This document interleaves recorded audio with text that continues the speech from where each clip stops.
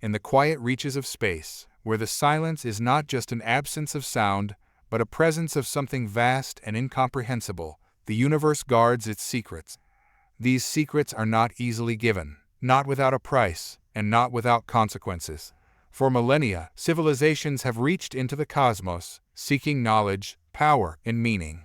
They have built great empires and fallen into dust, all in the pursuit of understanding the very fabric of existence.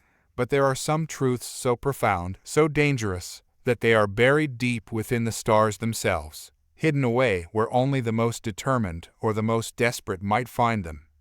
This is where our story begins, on the fringes of known space, in a region so remote that even the most advanced species in the galaxy seldom venture there. It is a place where the light of stars is faint, where time seems to stretch and bend, and where the boundary between reality and the unknown feels thin and fragile. This is where a team of human researchers, driven by a mixture of curiosity and ambition, make a discovery that will change the course of history. The starship Aurora, a vessel designed not for war, but for exploration, drifts through this region, its engines humming softly as it navigates the gravitational anomalies that dot the area. On board are some of humanity's brightest minds, scientists and engineers who have dedicated their lives to pushing the boundaries of knowledge. They are led by Dr. Elena Marquez, a physicist whose brilliance is matched only by her determination. Elena is a woman who has spent her entire life chasing the mysteries of the universe, driven by a relentless need to understand the forces that shape reality. For Elena, this mission is the culmination of decades of work. She has sacrificed much personal relationships, comfort, even her own health in the pursuit of her goals. Her colleagues respect her, but they also fear her intensity. She is not someone who is easily swayed or distracted. Once she sets her mind on something, she pursues it with single-minded focus. The Aurora's journey has brought them to the edge of a dying star, a massive red giant that is nearing the end of its life. The star, once vibrant and powerful, is now a shadow of its former self, its energy waning as it prepares to collapse into a white dwarf. But this star, known as Zeta 9, holds a secret that has remained hidden for eons, waiting for the right moment to be uncovered. It begins with a signal. Faint at first, almost imperceptible against the background noise of the cosmos. The Aurora's sensors pick it up, a pattern that defies conventional understanding. It is not a natural phenomenon. It is too structured, too deliberate. The signal pulses with a rhythm that suggests intelligence, or at the very least, something beyond the random chaos of space. Elena is the first to notice it. She is in the ship's observatory, a large, domed room filled with holographic displays and scanning equipment. The room is dark, lit only by the soft glow of the star outside and the blue light of the displays.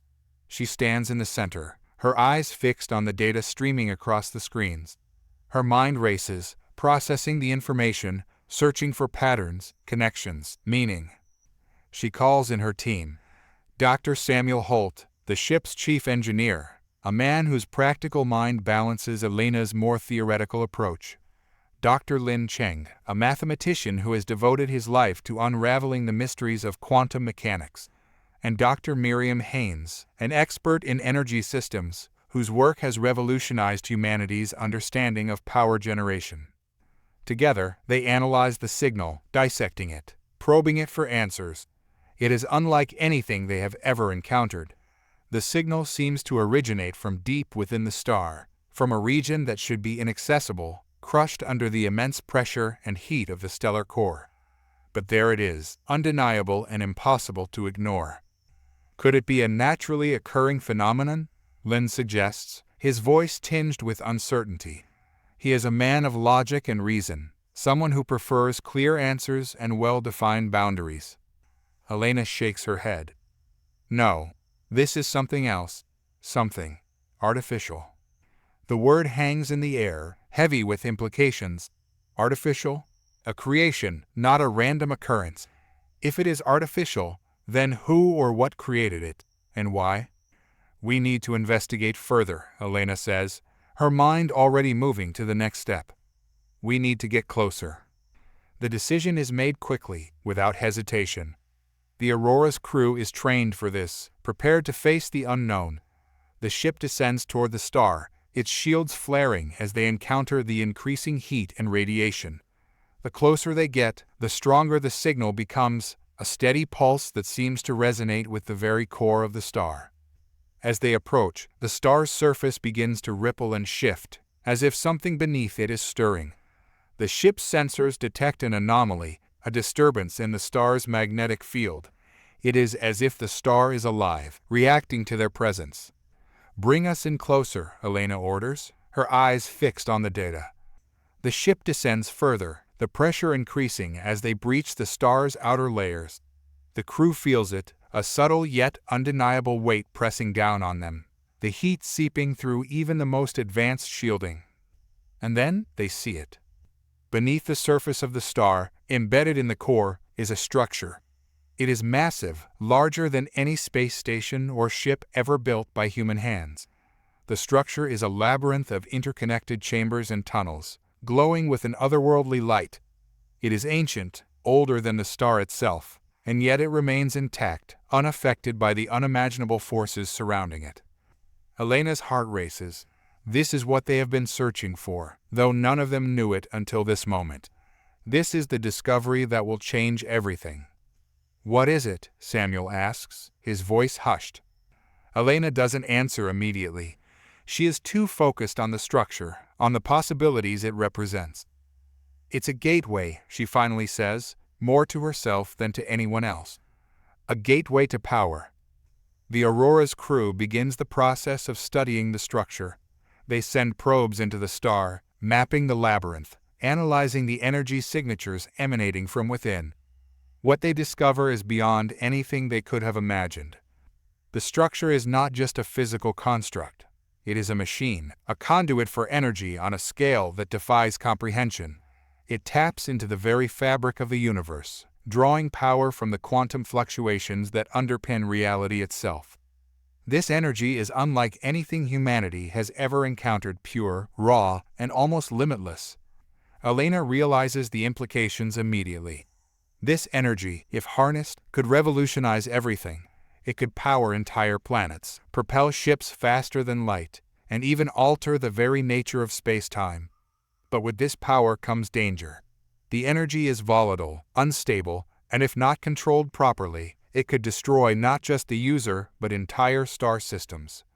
As the team delves deeper into their research, they uncover fragments of ancient texts within the structure, written in a language that defies translation. The texts speak of a civilization that once wielded this power, a civilization that rose to unimaginable heights before falling into oblivion. The warnings are clear. This power comes at a cost that the ancient civilization was ultimately unable to pay. But Elena is undeterred. She is driven by a need to understand, to unlock the secrets of the structure, to harness the energy within. She sees this as humanity's chance to ascend, to take its place among the stars as a true galactic power. She is willing to take the risk, even if it means gambling with the future of her species. Not everyone shares Elena's confidence. As the research progresses, the team begins to fracture. Samuel, always the pragmatist, voices his concerns. "We're playing with forces we don't fully understand," he warns. "If we make a mistake, it could be catastrophic." Len, too, is uneasy. He has seen the data, understands the risks. "This energy, it's too unpredictable. We could be opening a Pandora's box." Miriam, however, is caught in the middle. She is fascinated by the possibilities, the potential to create something truly revolutionary. But she is also haunted by the warnings, by the knowledge that they are treading on dangerous ground. Elena listens to their concerns but remains resolute. "I understand the risks," she says, "but we can't turn away from this. This is our chance, our opportunity to reshape the future. If we don't take it, someone else will." The argument is left unresolved, the tension hanging in the air. Each member of the team is left to grapple with their own fears and hopes, their own visions of the future. The path forward is uncertain, and the choices they make will determine not just their own fates, but the fate of humanity itself. The decision is made to proceed with the experiment. The Aurora's crew prepares to harness the energy, to tap into the power of the structure. The process is complex, involving the creation of a stabilizing field that will allow them to control the energy flow. The risks are immense. A single miscalculation could result in disaster. Elena oversees the preparations, her mind racing with calculations and contingencies. She knows the stakes, understands the dangers, but she is confident in their ability to succeed. She has faith in her team, in their skills, in their dedication. The experiment begins. The stabilizing field is activated, and the energy starts to flow.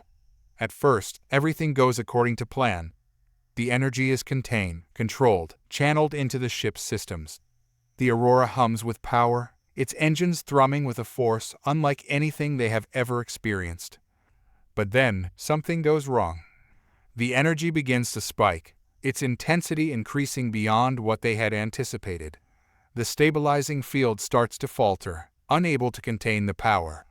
The ship's systems begin to overload, alarms blaring as the crew scrambles to regain control. Elena realizes the danger immediately. "Shut it down," she orders, her voice sharp with urgency. But it's too late. The energy surges, breaking free of the stabilizing field.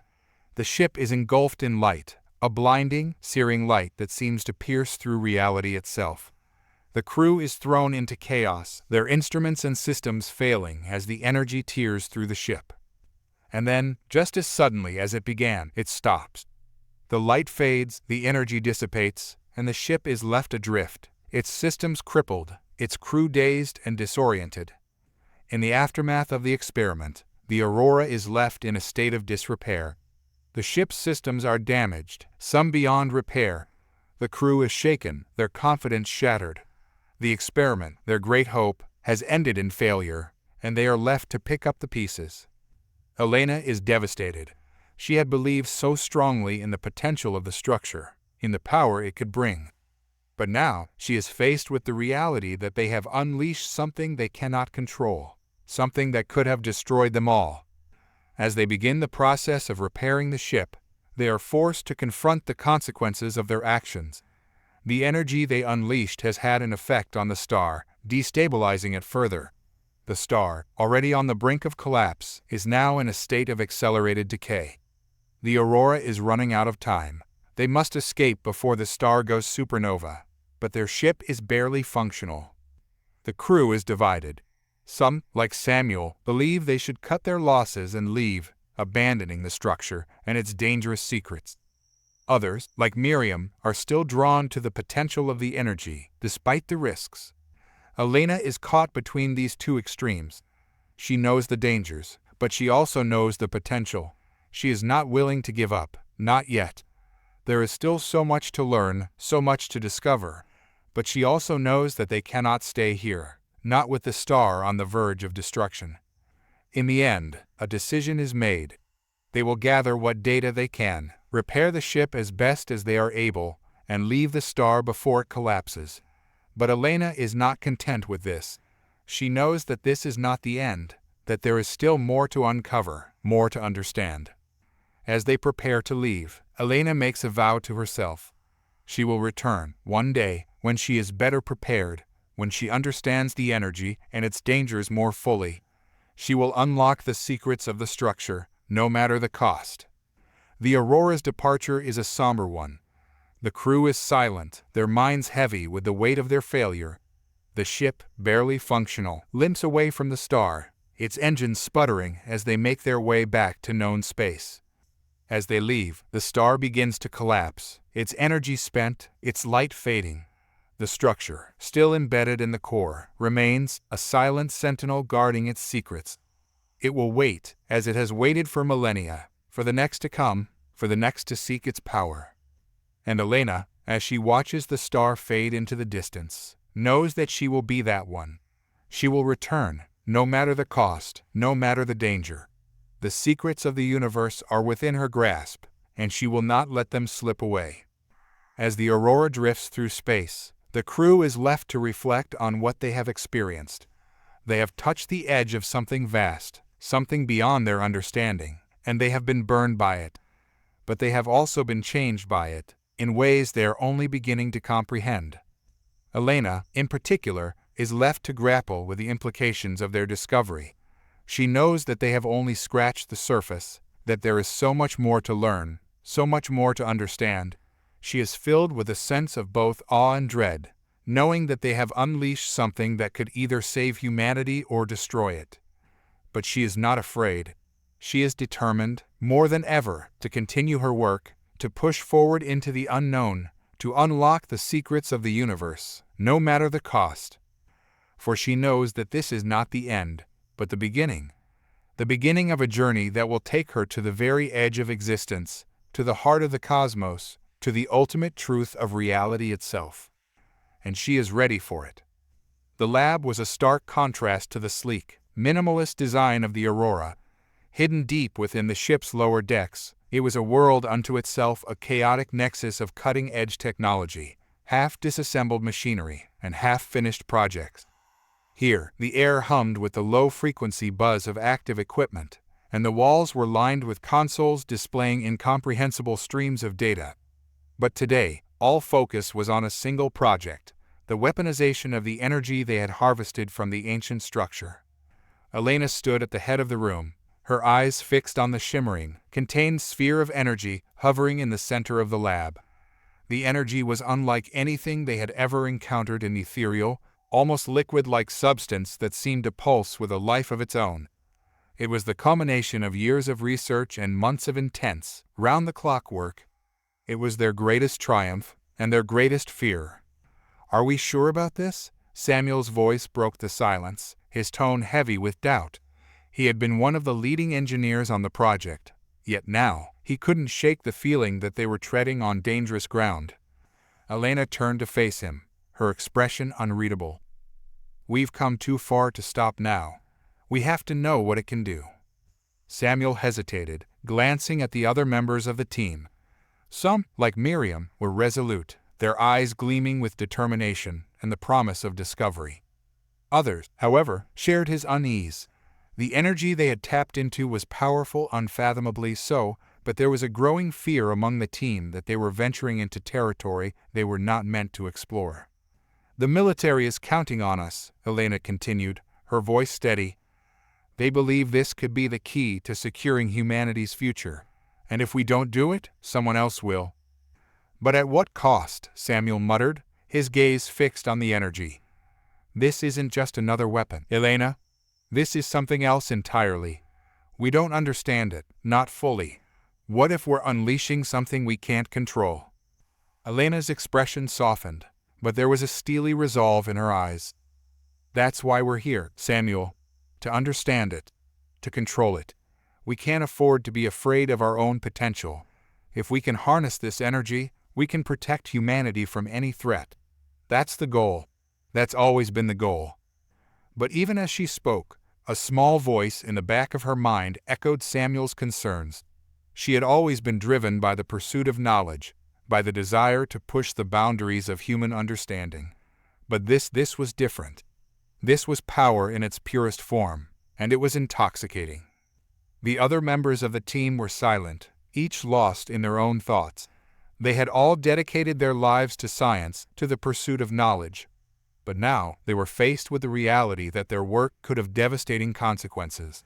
The energy they had discovered was more than just a scientific breakthrough, it was a weapon, and the weight of that realization hung heavy over them. The test was scheduled for the following day. The plan was simple. They would channel a controlled amount of the energy into a small, uninhabited moon in a distant star system. The goal was to observe the effects of the energy, to understand its destructive potential. As the team prepared for the test, the atmosphere in the lab was tense. The implications of what they were about to do were not lost on anyone.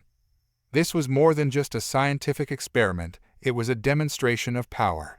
A power that could change the course of human history.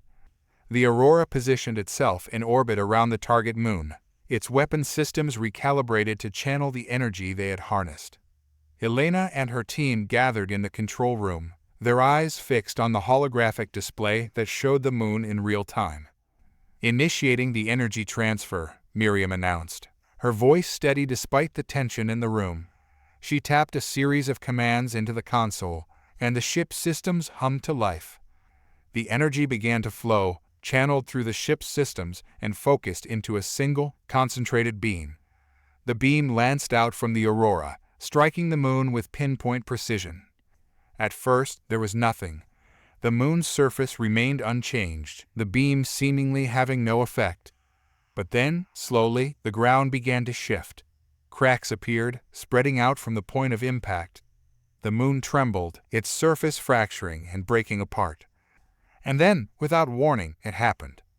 The moon exploded, fragments of rock and debris scattering into space.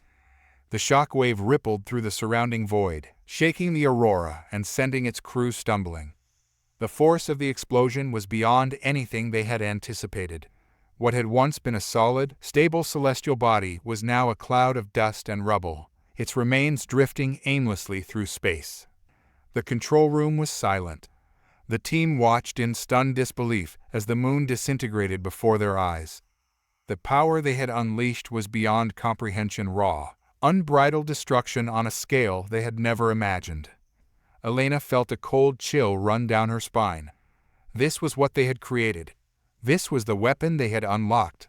She had known it would be powerful, but seeing it in action, seeing the full extent of its destructive potential, was something else entirely. It was terrifying. In the days that followed, the mood aboard the Aurora shifted. The initial shock of the moon's destruction gave way to a more complex mix of emotions. There was a growing sense of unease, fear, but also a darker, more insidious feeling: excitement. The power they had harnessed was seductive. It was a force unlike anything they had ever encountered, a power that could reshape worlds, destroy planets, and perhaps save humanity. And that potential was impossible to ignore. Miriam, who had always been one of the more cautious members of the team, found herself drawn to the energy. She spent hours in the lab, studying it, running simulations, trying to understand its full capabilities. The more she learned, the more fascinated she became. This was no ordinary weapon. It was something beyond human comprehension, something that could change the very nature of reality itself. But with that fascination came fear. Miriam could feel it gnawing at the edges of her mind, a constant reminder of the danger they were playing with. The energy was unpredictable, volatile. They had seen what it could do to a moon. What would happen if it were unleashed on something larger? On a planet? On Earth? She wasn't the only one grappling with these thoughts.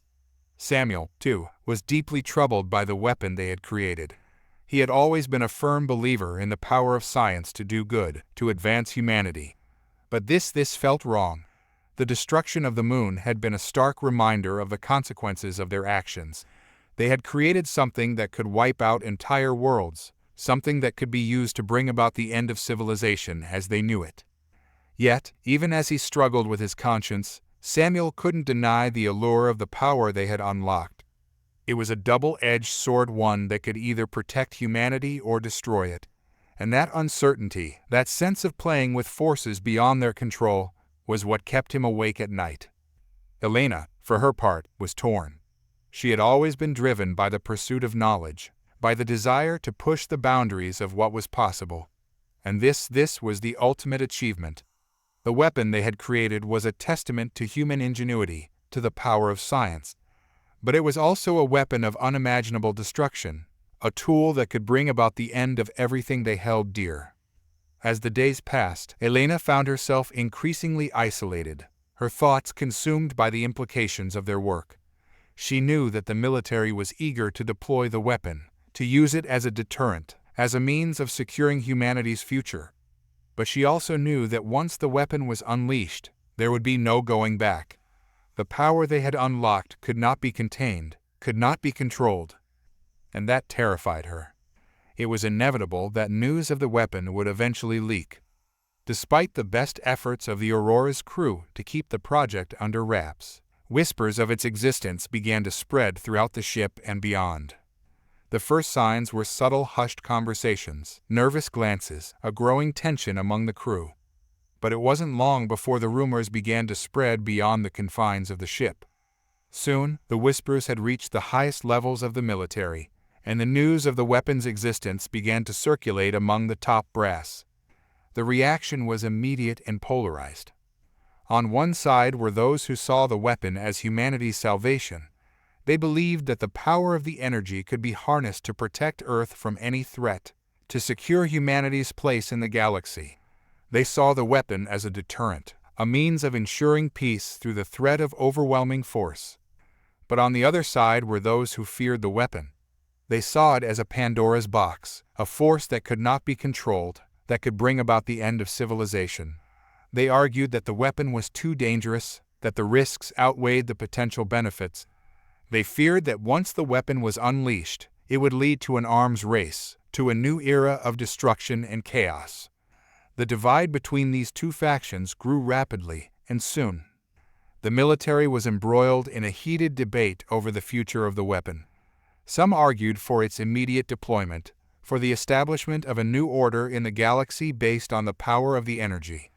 Others called for caution, for further research and testing, for a deeper understanding of the forces they were dealing with. Elena watched as the debate unfolded, feeling increasingly torn.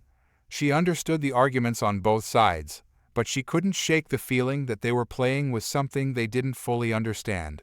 The power they had unlocked was too great, too unpredictable. It was a force of nature, one that could not be controlled or contained. And yet, the military's eagerness to deploy the weapon was palpable. They saw it as a game-changer, a means of securing humanity's future in an increasingly hostile galaxy. They were willing to take the risk, to gamble with the fate of civilization. But Elena wasn't so sure. As she stood in the lab, staring at the contained sphere of energy, she couldn't help but wonder if they had gone too far. The glowing orb pulsed with an unnatural light, its surface shifting and warping as if it were alive, as if it had a consciousness of its own. It was a mesmerizing sight, a beacon of raw power that held the potential to change the very fabric of reality. And yet, that same power filled her with a deep, gnawing dread. The lab was silent, save for the faint hum of the containment field that surrounded the sphere. Elena could feel the tension in the air, a weight that pressed down on her shoulders and made it difficult to breathe. The energy within the sphere was unlike anything they had ever encountered, an anomaly, a force of nature that defied explanation.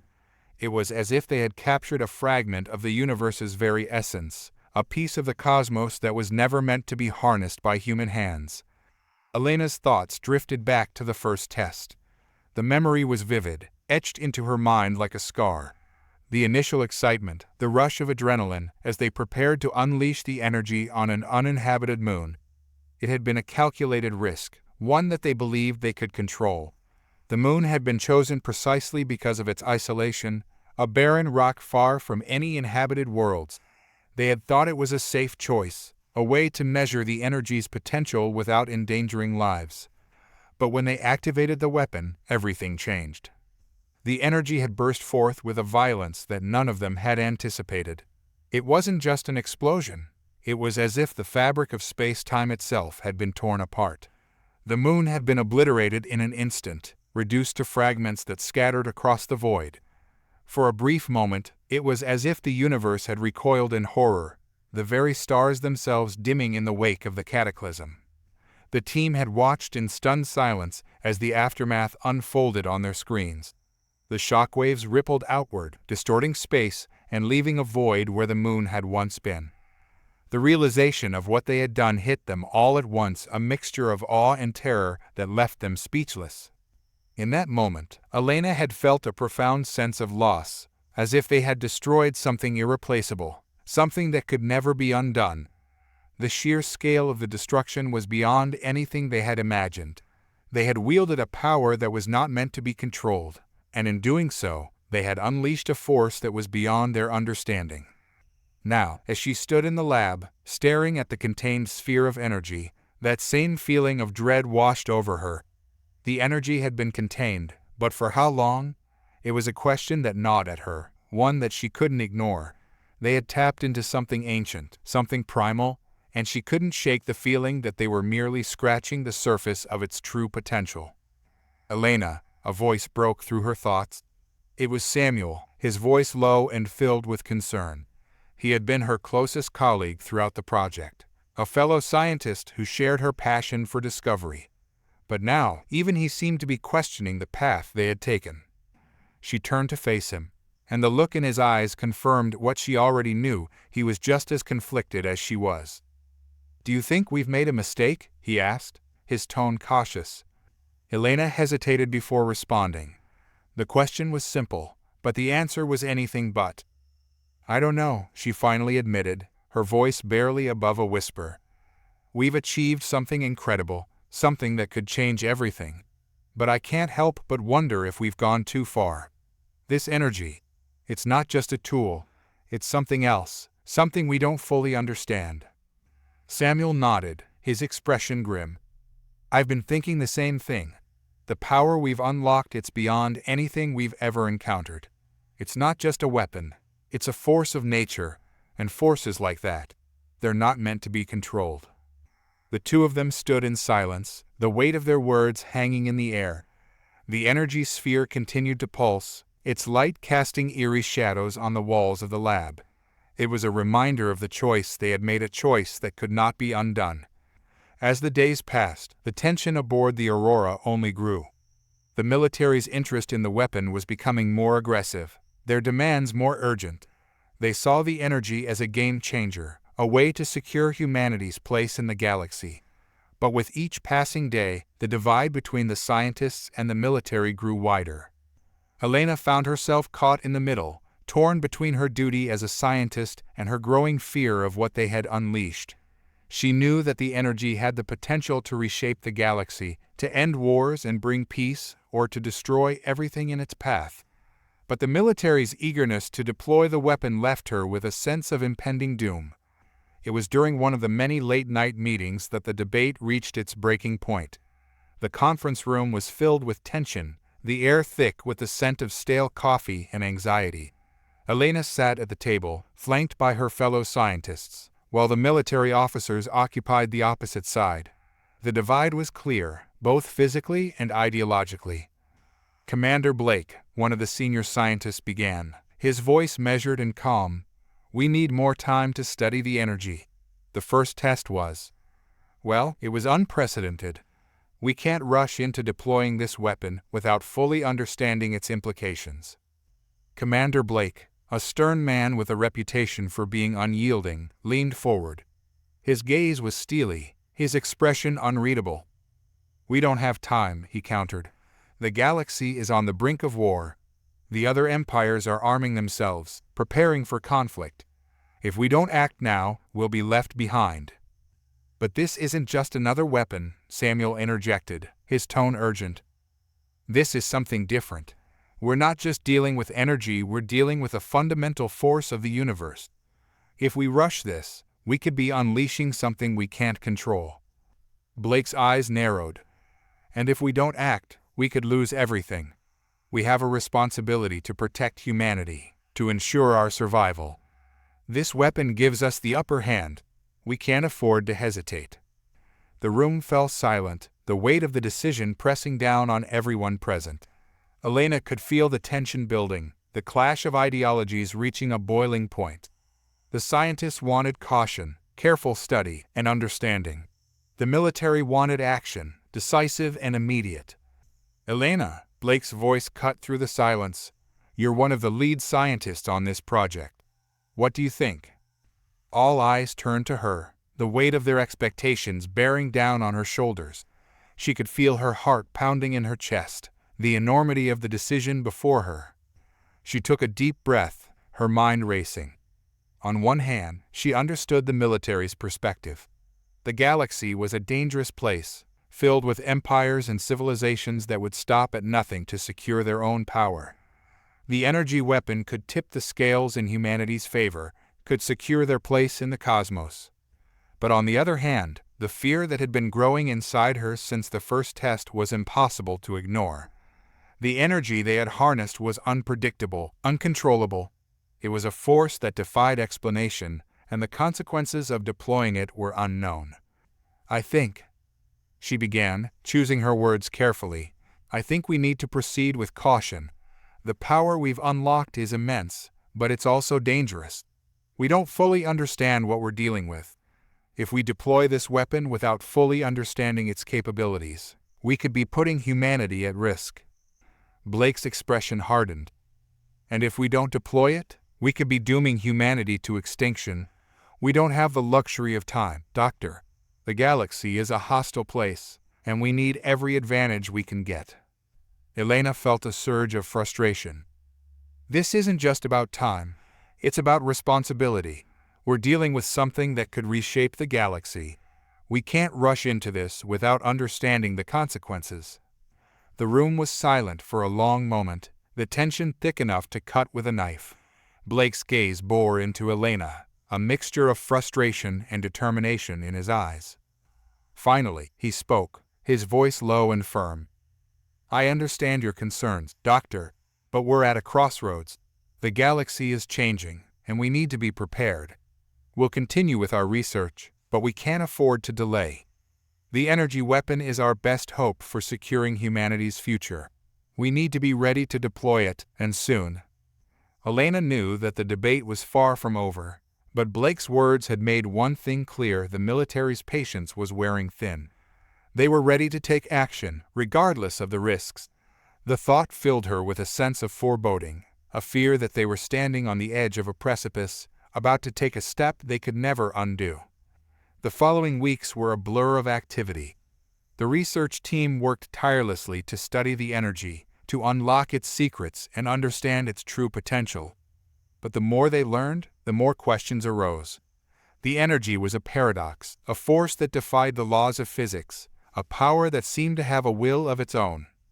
Elena found herself spending long hours in the lab, her mind consumed by the mysteries of the energy. She pored over data, ran simulations, and conducted experiments, searching for answers that seemed to elude her at every turn. The deeper she delved, the more she realized how little they truly understood. And yet, the pressure to deliver results was unrelenting. The military's demands grew more urgent, their patience waning with each passing day. They wanted the weapon ready for deployment, and they wanted it now. But with each new discovery, Elena's unease grew. The energy was unlike anything they had ever encountered, a force that seemed to operate on a level beyond human comprehension. It was as if they were dealing with a power that was not meant to be understood, a force that was beyond their control. One night, as she sat alone in the lab, staring at the data on her screen, a thought occurred to her, a thought that chilled her to the core. What if the energy was not just a tool, but a living entity? What if it had its own consciousness, its own desires? What if they were not harnessing the energy, but were instead being manipulated by it? The idea seemed absurd, but the more she considered it, the more it made sense. The energy had behaved unpredictably from the start, defying their expectations at every turn. It was as if it were alive, reacting to their actions in ways that were impossible to predict. Elena shook her head, trying to push the thought away. It was irrational, a product of her overworked mind. But the fear lingered, a nagging doubt that she couldn't shake. The pressure continued to mount, the military growing increasingly insistent on deploying the weapon. The divide between the scientists and the military widened, the two sides locked in a battle of wills. The scientists wanted more time, more data, more understanding. The military wanted results, and they wanted them now.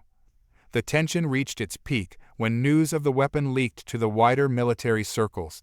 Whispers of its existence began to spread, rumors of a power so great that it could destroy entire worlds. The news sparked a frenzy of speculation, the military eager to get their hands on the weapon and use it to secure humanity's place in the galaxy. But with the rumors came fear of the unknown, fear of a power that could not be controlled. The scientists found themselves facing increasing scrutiny, their every move watched, their every decision questioned. The pressure to deliver results was unbearable, the weight of their responsibility crushing. Elena knew that they were running out of time. The military was growing impatient, their eagerness to deploy the weapon threatening to override the scientists' concerns. The weapon was almost ready, its destructive potential fully realized. But the fear that had been growing inside her since the first test was impossible to ignore. As the day of the final test approached, Elena found herself standing once again in the lab, staring at the contained sphere of energy. The orb pulsed with a malevolent light, its surface shifting and warping in ways that defied explanation. It was a thing of beauty, a thing of terror, a force that could either save humanity or destroy it. The final test would determine the weapon's fate, and with it, the fate of humanity. The stakes had never been higher, the tension never greater. Elena knew that the time for debate was over, the time for action had arrived. But as she prepared to activate the weapon for the final test, a single thought echoed in her mind, a thought that filled her with dread. What if they had unleashed a force that could not be stopped? The test was a success, a resounding, terrifying success. The energy had been unleashed, its power fully realized. The target, a barren planet on the edge of the galaxy, had been obliterated, reduced to nothingness in an instant. The scientists had watched in awe and horror as the planet was consumed by the energy, its surface boiling away, its core shattered into fragments. The weapon had worked. The energy had been harnessed, its destructive potential fully realized. The military's demands had been met, their expectations exceeded. The weapon was ready for deployment, ready to be used in the defense of humanity. But as the dust settled, as the shockwaves dissipated, Elena felt no sense of triumph, no sense of accomplishment. Instead, she felt only a deep, abiding fear, a fear that they had crossed a line, that they had unleashed a force that could not be controlled. The energy had been contained, but for how long? It was a question that gnawed at her, one that she couldn't ignore. They had tapped into something ancient, something primal, and she couldn't shake the feeling that they were merely scratching the surface of its true potential. As she stood in the lab, staring at the data from the final test, a sense of dread washed over her. The energy was not just a weapon, it was a force of nature, a power that was beyond their understanding. And now, that power was in their hands, ready to be unleashed upon the galaxy. Elena knew that they were standing on the edge of a precipice, about to take a step that could never be undone. The weapon was ready, the military eager to deploy it. But the fear that had been growing inside her since the first test was impossible to ignore. What if they had gone too far? What if they had unleashed a force that could not be stopped? The questions haunted her, filling her with a sense of dread that she couldn't shake. The decision had been made, the weapon ready for deployment. But as Elena prepared to hand over the data to the military, she couldn't help but wonder if they had made a terrible mistake. The energy was a force of nature, a power that was beyond their control, and now that power was in their hands, ready to be unleashed upon the galaxy. The night sky above Earth's outer colonies was quiet, the distant stars glimmering with a deceptive tranquility. Beneath the surface, however, tension rippled through the ranks of the human military. Rumors of a growing threat had circulated for weeks, whispers of an alien empire known for its mastery over energy-based weapons, a civilization that had crushed countless worlds under its heel. Then, without warning, the attack came. The alien fleet appeared in the void, emerging from hyperspace with terrifying precision. Sleek, black ships moved in perfect formation, their angular designs cutting through the darkness like knives. Energy pulses crackled along their hulls, a prelude to the devastation they were about to unleash. The alarm spread across the human colonies, a wave of panic and fear. These were not ordinary enemies, they were conquerors, beings who had turned energy into a weapon of absolute destruction. For a moment, it seemed as though humanity was facing its end. But humanity had prepared for this moment. Buried deep within the command center of Earth's defense fleet, Admiral Keller stood before the tactical display, his expression grim. His eyes were fixed on the incoming fleet, his mind calculating, weighing options. There was no time for hesitation. The order had been given days ago, sealed with the weight of humanity's survival. "Activate the weapon," he ordered, his voice steady, betraying none of the dread that lurked beneath. Engineers and technicians moved with practiced efficiency, their fingers dancing over control panels. In the heart of the ship, a sphere of contained energy began to pulse, its light growing in intensity. It was the weapon humanity's first and last line of defense against the alien threat. As the alien ships closed in, the weapon was unleashed. A beam of pure energy shot forth from the human command ship, a brilliant lance of light that cut through the darkness. The alien fleet barely had time to react before the beam struck. There was a moment of silence, a breath held in collective anticipation, and then the fleet erupted in a blinding flash. The explosion was beyond anything they had anticipated. Alien ships were disintegrated, their once impenetrable hulls reduced to particles of dust. The energy weapon carved through the fleet like a scythe through grass, obliterating everything in its path. The vacuum of space, once filled with the cold confidence of an enemy empire, now held only the silent remnants of a shattered armada. Admiral Keller watched the destruction unfold on the display, his face a mask of controlled emotion. Victory had been swift, almost effortless. The weapon had worked beyond their wildest expectations. The alien threat had been neutralized in seconds, their fleet reduced to nothing more than cosmic debris. Around him, the command center erupted in a chorus of cheers and cries of relief. Officers and soldiers alike embraced one another, their fear giving way to exultation. They had won. Against all odds, humanity had triumphed over a seemingly invincible foe. But as the initial wave of triumph began to ebb, a different emotion crept into the hearts of those who had witnessed the weapon's power. The cheers faltered, replaced by a heavy silence. The enormity of what they had done began to sink in, a realization that this victory had come at a cost far greater than any of them had imagined. Admiral Keller turned away from the display, his mind reeling. The weapon had been designed to protect humanity, to ensure their survival in an unforgiving galaxy. But now, as he stared at the aftermath of the battle, he couldn't shake the feeling that they had unleashed something far more dangerous than their enemies. The weapon had not just destroyed the alien fleet, it had erased it from existence. There was no debris, no wreckage, only a vast, empty void where the fleet had once been. It was as if the ships had never existed, their presence wiped clean from the universe. The sheer power of the weapon was terrifying, a force that defied comprehension. And with that power came a realization that chilled him to the bone. They had crossed a line. In their desperation to survive, they had created something that could not be undone. The weapon was no longer just a tool, it was a force of nature, a power that could reshape the galaxy in ways they had not anticipated. Keller could see the same fear reflected in the faces of his officers. The victory that had seemed so sweet now tasted bitter, tinged with the knowledge that they had unleashed something far beyond their control. The relief of survival was overshadowed by the dread of what they had become. The command center was silent now, the weight of the moment pressing down on them all.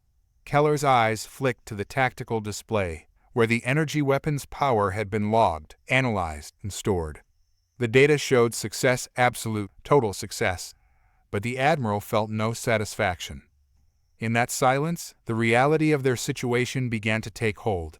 They had won the battle, but at what cost?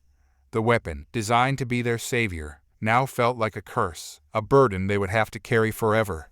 Humanity had proven its strength, but in doing so, had revealed a darkness that could not be easily dismissed. Keller knew that this was only the beginning. The alien empire would not take this defeat lightly. They would regroup, rebuild, and they would come again.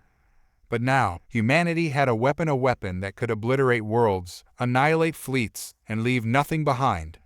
It was both their greatest triumph and their greatest fear. As the command center began to stir back to life, the officers returning to their stations, Keller allowed himself a moment of reflection. They had won the battle, but the war was far from over. And now, more than ever, he wondered if they were prepared for the consequences of their actions. Victory had come at a price they were only beginning to understand. The line had been crossed, and there was no turning back. The weapon was a part of them now, a part of humanity's legacy, and with it came the terrible responsibility of deciding when and if it should ever be used again. As Keller stood alone, the weight of the decision bearing down on him, a single thought echoed in his mind, a thought that filled him with dread. What have we unleashed upon the galaxy? The aftermath of the battle was a somber affair. The once bustling command center was now filled with a heavy silence. punctuated only by the occasional hum of machinery and the muted voices of the staff discussing the day's events in low tones. The victory was undeniable, but the air was thick with a sense of unease that none of them could ignore. Admiral Keller walked through the corridors of the command ship, his mind a storm of conflicting thoughts. He passed the crew working diligently to assess the damage and gather data from the recent engagement. Their faces were marked by exhaustion, but they carried themselves with a grim determination. This was a victory, but it came with a price they were just beginning to comprehend. In the war room, the senior officers gathered around a large holodeck displaying the tactical data of the engagement. Their faces were a mix of relief and apprehension as they reviewed the results. General Carter, head of the ground forces, broke the silence. "Admiral, the weapon worked beyond our wildest dreams," he said, his voice steady but tinged with an undercurrent of anxiety. "The alien fleet was annihilated with unprecedented efficiency. It's a testament to our technological advancement." Keller nodded, his expression thoughtful. "Yes, the weapon's effectiveness is beyond question, but I can't help but wonder about the implications. We've not only defeated our enemies, but erased them completely. What does that say about us?" General Carter's brow furrowed. "We've achieved a critical victory. The weapon ensures our survival, and that's what matters most." "And what about the cost?" Keller countered. "We've unleashed a power that could change the balance of the galaxy. We've crossed a threshold, and I fear that we might not fully understand the consequences." The room fell silent as the weight of Keller's words settled over them. The officers exchanged uneasy glances, their previous triumph now overshadowed by the fear of the unknown. Outside the command ship, the shattered remnants of the alien fleet drifted silently through space. The once formidable ships were now nothing more than debris, their destruction complete and utter. The sight was both awe-inspiring and horrifying, a testament to the weapon's power and a stark reminder of what they had done. Back on Earth, the news of the battle spread quickly. The global media was awash with reports of the sudden, decisive victory. The footage of the alien fleet's obliteration was broadcast across every channel, a dramatic display of humanity's newfound might. Celebrations erupted in cities around the world, with people taking to the streets to revel in their survival. Yet, amid the jubilation, there were voices of dissent. Analysts and scientists, who had been closely monitoring the development of the weapon, began to express their concerns. There were articles and reports questioning the ethics of using such a devastating tool, articles that were met with a mixture of outrage and concern.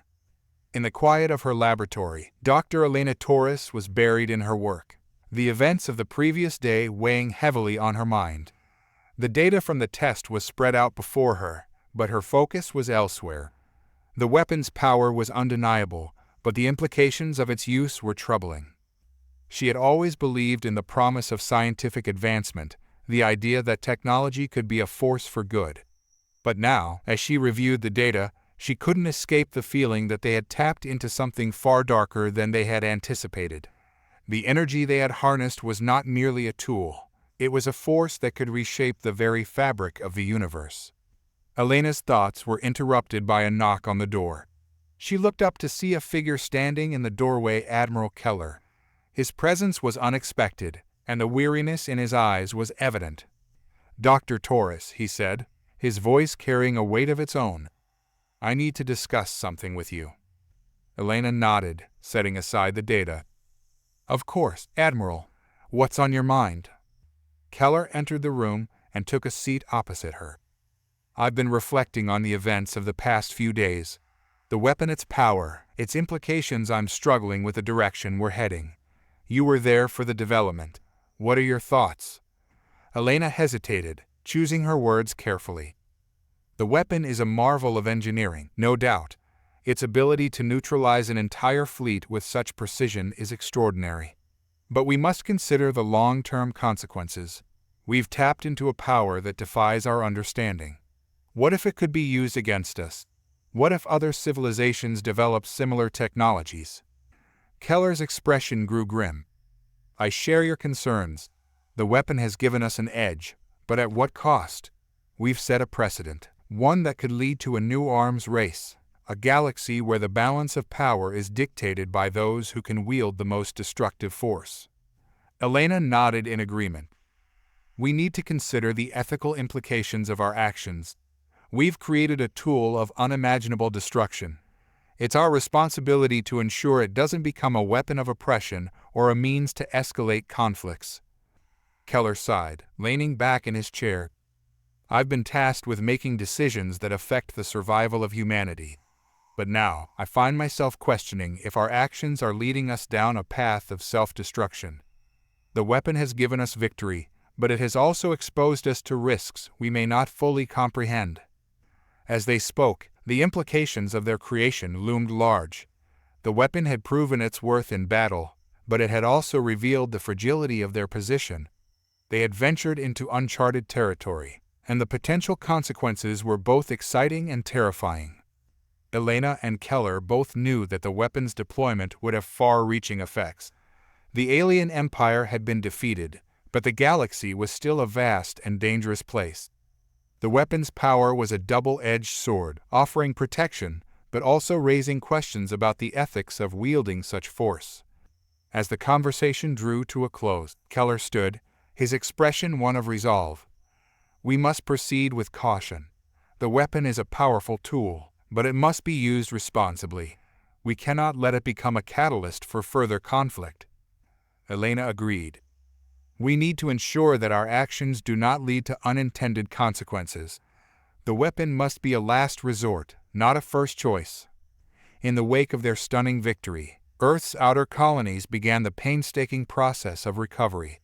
The destruction of the alien fleet had been absolute, but the scars left behind were more than just physical. The human military and civilian populations alike grappled with the implications of the weapon's deployment, a realization that weighed heavily on their collective consciousness. The alien assault had been a brutal reminder of the galaxy's inherent danger, and humanity's response had been equally unforgiving. The weapon's power was a tangible symbol of their technological prowess, but it also represented a profound shift in the balance of power. The victory, while crucial, had brought with it a sense of dread about what lay ahead. Admiral Keller, still grappling with the aftermath, found himself increasingly isolated. His decision to deploy the weapon had saved countless lives, but it had also set a precedent that could have far-reaching consequences. He spent long hours in his quarters, reviewing reports and contemplating the future, unable to escape the gnawing unease that accompanied every triumph. One evening, as Keller stared out of the viewport of his command ship, the galaxy stretched out before him, a vast, shimmering expanse of stars and darkness. The beauty of the view was marred by a growing sense of foreboding. The weapon was now a part of their arsenal, a symbol of their strength and a potential harbinger of doom. In the research labs, Dr. Elena Torres continued her work, her thoughts consumed by the ethical ramifications of the weapon. The laboratory was a hive of activity, filled with scientists and engineers working to analyze the weapon's effects and potential. Despite their professional focus, the atmosphere was thick with tension. The success of their creation had not been without a price. Elena reviewed the data from the recent engagement, her mind racing with possibilities. The weapon had proven its effectiveness, but its deployment had set a dangerous precedent. What if other civilizations began to develop similar technologies? What if they found themselves on the receiving end of such overwhelming force? The questions haunted her as she pored over the data, her eyes scanning through graphs and readouts. The weapon's power was extraordinary, but the fear of its potential misuse loomed large. She wondered if humanity had become the very thing they had once feared, an unstoppable force that could alter the fabric of the galaxy. Elsewhere, the military leadership convened a high-level strategy meeting to discuss the implications of the weapon's use. General Carter, who had been instrumental in the planning and execution of the recent battle, stood before a room full of senior officers, his face marked by the strain of the past few days. "Ladies and gentlemen," Carter began, his voice carrying the weight of recent events, "we have achieved a decisive victory. The weapon has proven its value in combat, but we must now consider its impact on our future. The galaxy is a dangerous place, and we must be prepared for any eventuality. A murmur of agreement swept through the room, but there were also dissenting voices. Some officers were eager to use the weapon to secure further victories, while others were wary of its potential consequences. The debate was heated, reflecting the deep divisions within the ranks. Colonel Adams, a staunch advocate of the weapon's use, argued passionately, "We have the power to protect ourselves and to ensure our survival. If we have the means to secure our place in the galaxy, we should use it. We cannot afford to be complacent." On the other side, Lieutenant Colonel Harris raised concerns about the long-term implications. "The weapon has given us an edge, but at what cost? We've already seen the destructive power it holds. We must be cautious not to let it become a weapon of oppression or escalation." The discussion continued late into the night, the room filled with tension and conflicting viewpoints. As the meeting drew to a close, it was clear that the path forward was fraught with uncertainty. The weapon had shifted the balance of power, but its use had also exposed the military and civilian leadership to difficult choices. Back on Earth, the political landscape was also shifting. The government faced mounting pressure from various factions, each with its own agenda regarding the weapon's deployment. There were calls for increased transparency, demands for accountability, and debates about the ethical implications of wielding such destructive power. In the midst of this turmoil, a covert meeting took place between key figures within the government and military. The room was dimly lit, the participants gathered around a table covered in maps and holographic displays. Among them were top strategists, political leaders, and scientific advisors, all united by a shared concern about the weapon's future. Dr. Elena Marquez was among those present, her role as a scientific advisor giving her a voice in the proceedings. As the discussion unfolded, it became clear that there were differing views on how to handle the weapon. "We must proceed with caution," Elena said, her voice steady despite the gravity of the situation. "The weapon's potential for destruction is immense, and we must ensure it does not become a catalyst for further conflict. Our actions must be guided by principles of restraint and responsibility." A prominent politician, Senator Marquez, responded with a sense of urgency. "Our primary goal is to ensure humanity's survival. The weapon has given us an advantage, and we must use it strategically to secure our position. We cannot afford to be passive in the face of threats." The debate continued, reflecting the complex and often conflicting interests of those in power. As the meeting concluded, it was evident that the decisions made in the coming days would shape the course of humanity's future. In the quiet of her laboratory, Elena continued to wrestle with the implications of their creation. The weapon was a powerful tool, but it also represented a profound shift in the galaxy's power dynamics. The potential for misuse was real, and the responsibility of wielding such power weighed heavily on her. The weeks following the first strike were marked by a tense and uneasy calm. The initial euphoria over the victory had given way to a more profound contemplation of what had transpired. Humanity had demonstrated its formidable new capability, but the broader implications of this power began to set in, casting a shadow over their triumph. In the wake of the alien fleet's obliteration, Earth and its outer colonies were in a state of cautious optimism. The weapon, now fully integrated into their military arsenal, had proven its worth, but its continued deployment was a subject of heated debate among political leaders and military strategists. Admiral Keller, whose resolve had been tested in the wake of the first strike, found himself increasingly conflicted. His command was now shadowed by the weight of the weapon's potential misuse. He spent long hours in strategic meetings, trying to balance the need for security with the growing unease about the weapon's impact on their moral and ethical standing. The general public, meanwhile, was abuzz with the news of their newfound power. The media coverage was extensive, with headlines extolling humanity's technological prowess and its newfound dominance. Yet beneath the surface of these celebratory reports, there were growing concerns among scholars and thinkers who questioned the implications of wielding such destructive force. In the research labs, Dr. Elena Marquez was deeply immersed in analyzing the long-term effects of the weapon.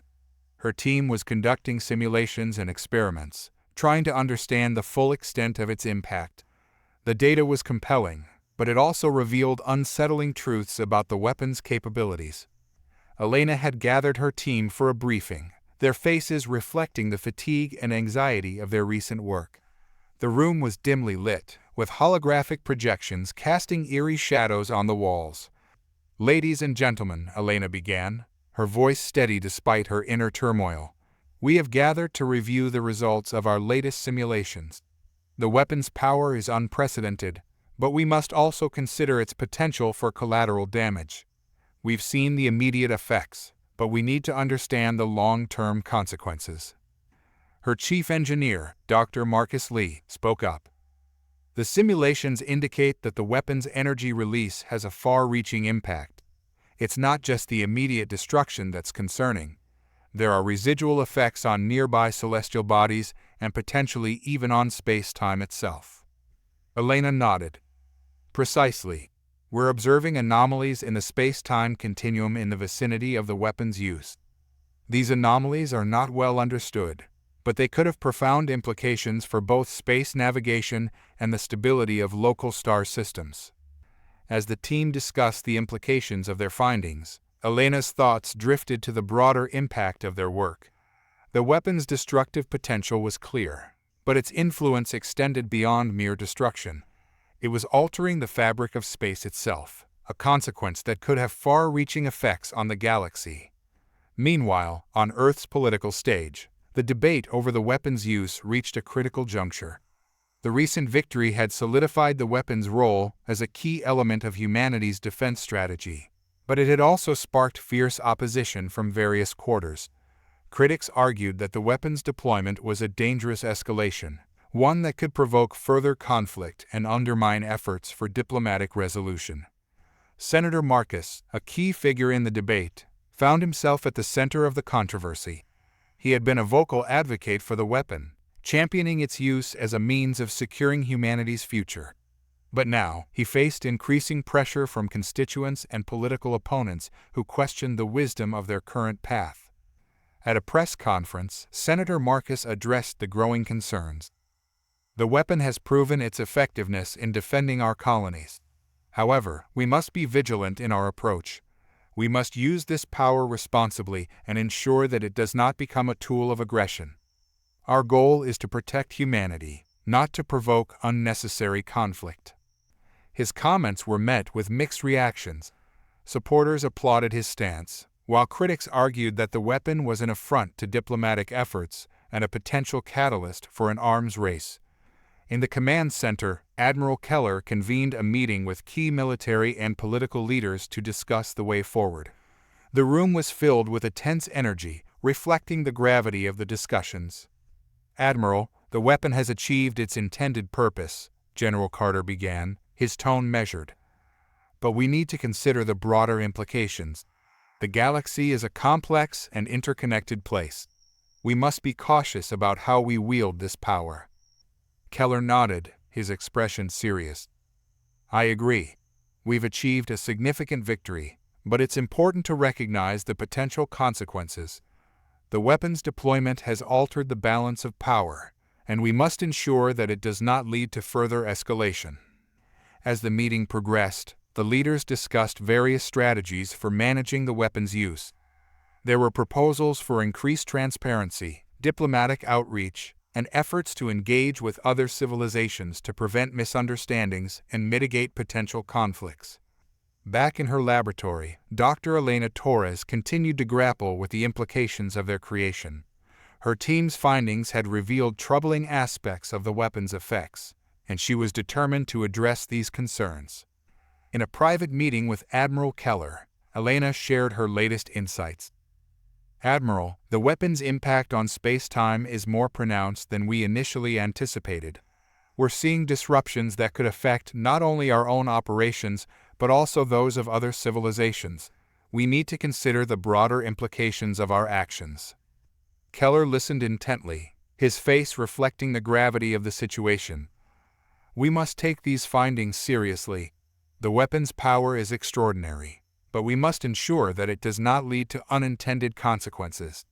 Our actions must be guided by a commitment to responsibility and caution."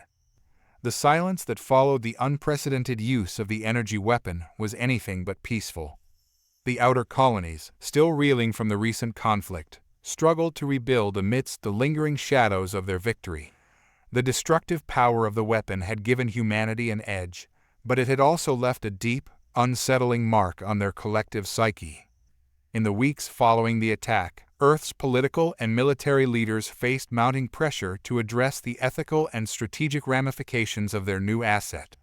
The weapon, once seen as a beacon of hope and security, was now a symbol of profound responsibility and potential peril. Dr. Elena Torres, reflecting on the recent events, found herself increasingly isolated.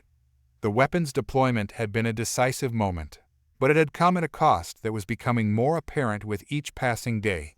Her laboratory, once a bustling center of innovation, now felt like a mausoleum of regret and contemplation.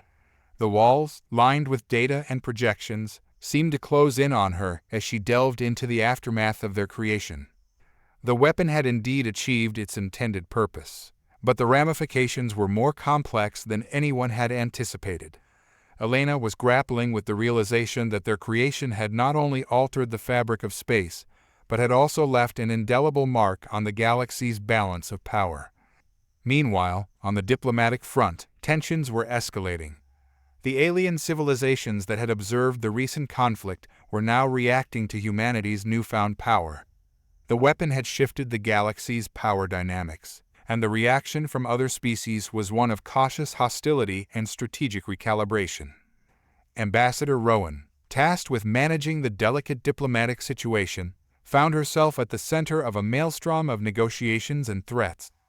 The embassy was a flurry of activity, with representatives from various alien factions arriving to discuss the implications of the weapon's use.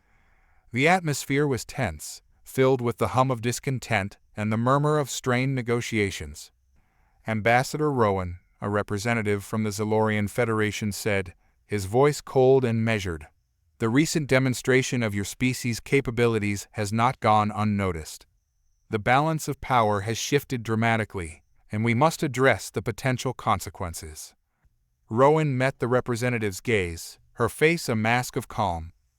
"We understand the gravity of the situation. Our intention is not to provoke unnecessary conflict, but to ensure the security of our people.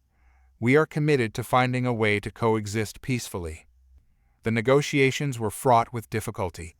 Each species had its own interests and concerns, and the discussions were marked by a palpable sense of distrust. The weapon's power had set the stage for a new kind of diplomacy, one that required navigating a complex web of alliances, rivalries, and mutual suspicions. In the military sphere, the soldiers who had witnessed the weapon's deployment were grappling with their own set of challenges. The initial euphoria of victory had given way to a more profound sense of disquiet.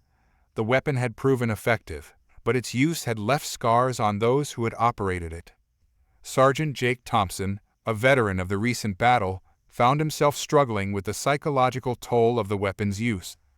The once clear lines between right and wrong had become blurred, and the victory that had seemed so definitive now felt tainted by the moral complexity of their actions. Sitting alone in his quarters, Jake reflected on the enormity of the weapon's power. The alien fleet had been obliterated with terrifying efficiency, but the cost of that victory weighed heavily on him. He had seen the faces of the alien soldiers, their lives extinguished in an instant, and the images haunted his thoughts. "Did we really do the right thing?" Jake wondered aloud, his voice echoing in the empty room. The silence that followed was an answer in itself. The victory had come at a cost, and the implications of their actions were far from resolved.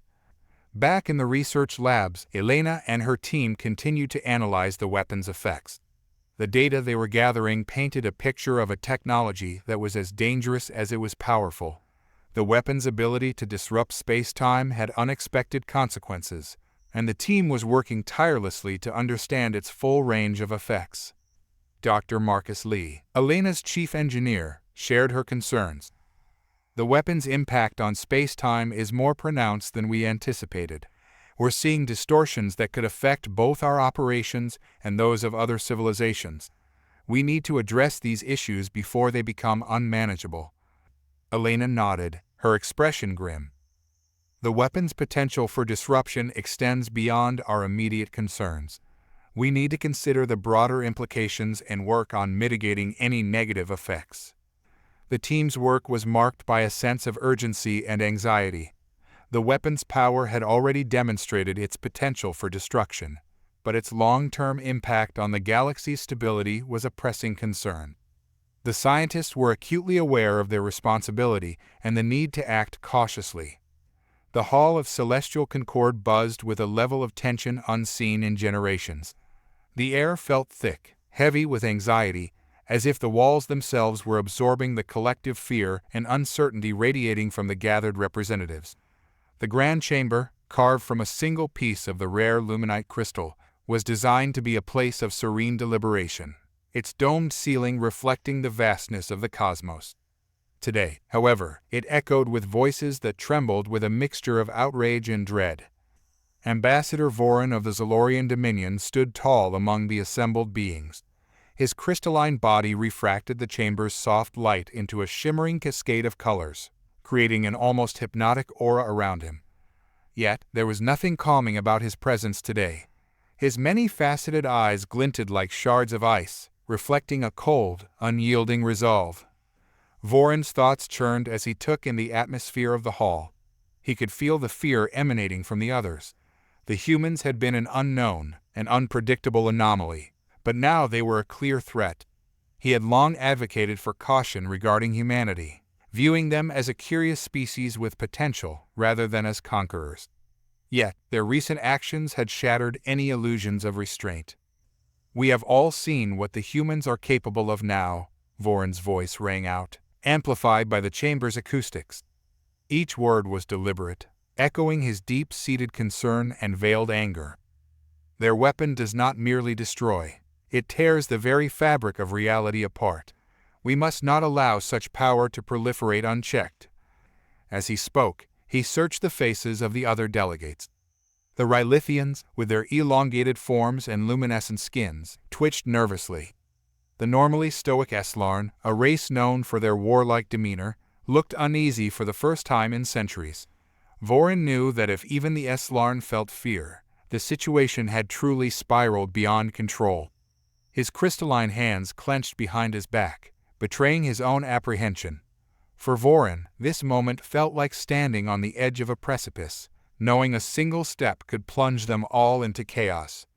Across the chamber, Ambassador Thalra of the Milani took a deep breath. Her silver eyes, usually filled with a calm certainty, now mirrored the storm that brewed within her mind. She had been an advocate for peace, for understanding and coexistence, but today her convictions were being tested like never before. Thalra's race, the Milani, were known for their empathy, their ability to feel the emotional undercurrents of those around them, and today the emotions were overwhelming. She could sense the room's energy shift, a blend of fear, distrust, and anger. But beneath it all, she felt a deeper, more troubling undercurrent: resignation. Many of the representatives were beginning to believe that conflict with humanity was inevitable. Thalra's heart tightened at this realization, but she could not let it go unchallenged. "We stand at a crossroads," she began, her voice steady but tinged with an edge of desperation. "The humans have indeed shown us a terrifying new reality, but responding with equal terror will only plunge us into an endless cycle of destruction. We must find another way." Thalra's eyes scanned the room, meeting the gazes of the other delegates, hoping to find some flicker of agreement or understanding. She could see some heads nodding slightly, those who still clung to the hope of diplomacy, but the majority looked unconvinced. An Eslarn representative, his scarred face hardened by years of battle, stared back at her with a cold, unwavering gaze. She could feel her stomach knotting. "What if I'm wrong?" The thought crept into her mind, unbidden and unwelcome. What if humanity cannot be reasoned with? What if they have truly become a force of chaos? Her inner turmoil clashed with her outward calm, and for a brief moment, her confidence faltered. On the opposite side of the hall, Jerk, the representative from the warlike Entheric Union, could hardly contain his rage. His large, muscular frame seemed too big for his seat, and his hands gripped the armrests as if he were ready to tear them apart. For the Antherac, known for their brutal efficiency in war, there was no room for ambiguity. The humans' actions had spoken for them. They were a threat, and threats had to be eliminated. Ambassador Thalra speaks of peace, Jarek's voice boomed, deep and resonant, cutting through the air like a blade. But peace will not save us when these human upstarts decide to point their weapon at our worlds. We have been complacent for too long. This is not a time for talk. It is a time for action. The chamber erupted in a chorus of voices, some in agreement, others protesting. The cacophony reflected the deep divisions now forming within the assembly.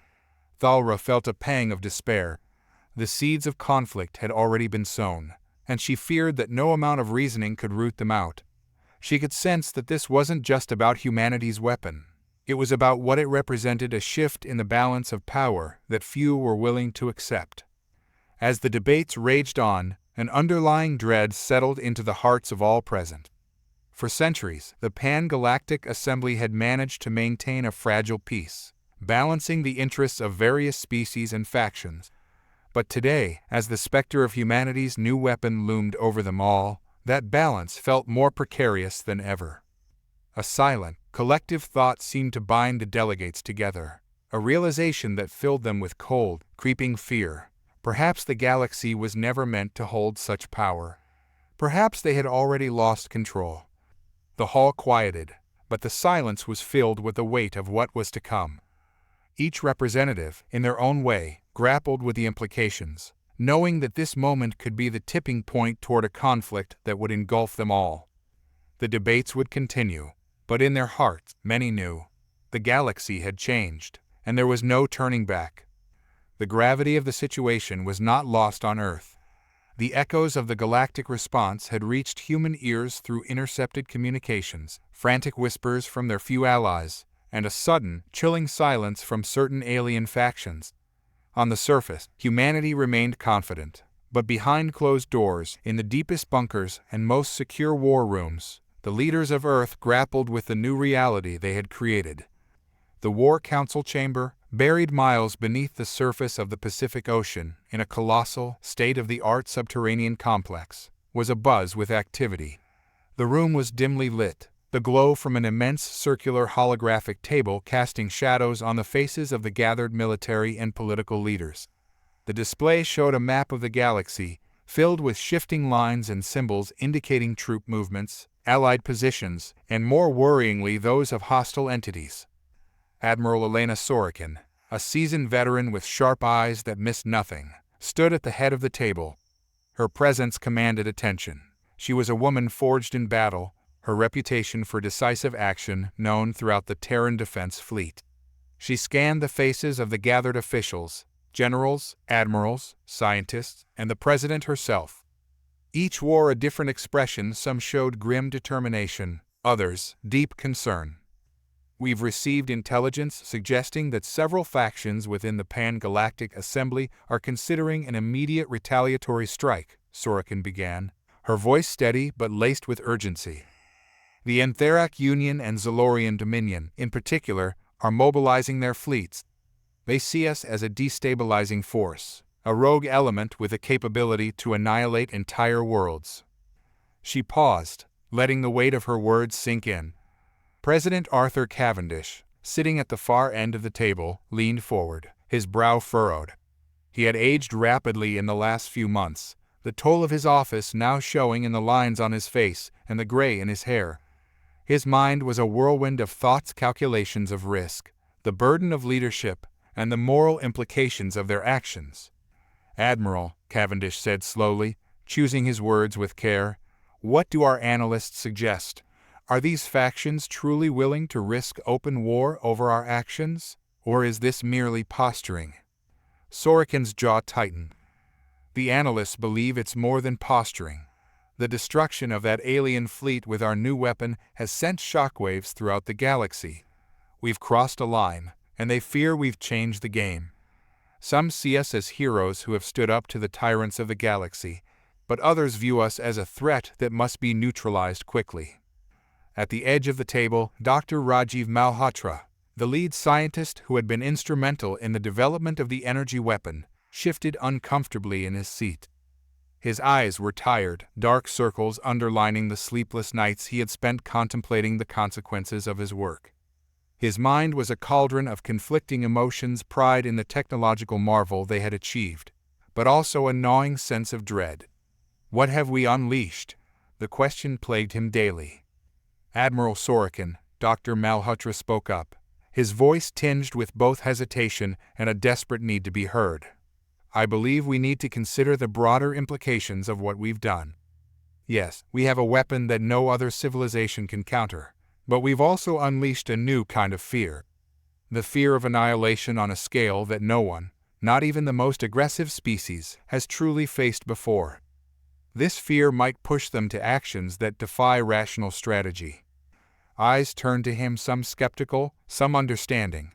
General Davis, a stern man known for his hawkish stance, frowned. What are you suggesting, Dr. Malhotra? That we stand down, hand over our only advantage? Malhotra shook his head, feeling the weight of the room pressing in on him. I'm not suggesting surrender, General, but we must be prepared for the possibility that this situation can escalate beyond control. The galaxy doesn't just fear our weapon, they fear what we might become. His words hung in the air, a sobering reminder of the precarious path they walked. Sorokin knew the scientist had a point. She had seen it in the eyes of her own soldiers, a mixture of awe and fear when they spoke of the weapon. Power had a way of corrupting, not just in its use, but in its very existence. As the discussions continued, the Council moved to consider their preparations for the worst-case scenarios. Strategies were mapped out, defensive lines across the outer colonies reinforced, stealth fleets repositioned, and the orbital platforms around Earth itself put on high alert. Each measure was discussed in detail, the leaders keenly aware that any miscalculation could spell doom. Major Catherine "Cat" Voss, head of Earth's newly formed Shadow Corps, a covert operations unit specializing in intelligence and sabotage, stood silently in the background. Her piercing green eyes, sharp as a hawk's, absorbed everything. She had seen the worst of humanity and its enemies alike, and she knew that this was a game of deception as much as of raw power. Voss's thoughts were methodical, calculating. She had always believed in preparation, in expecting the unexpected. Her mind raced through scenarios: a surprise attack on Mars, a blockade around Jupiter's moons, a covert strike on Earth's own defense grid. The enemy will not strike where we are strongest, she thought. They will look for weakness within and without. As if reading her thoughts, Admiral Sorokin turned to her.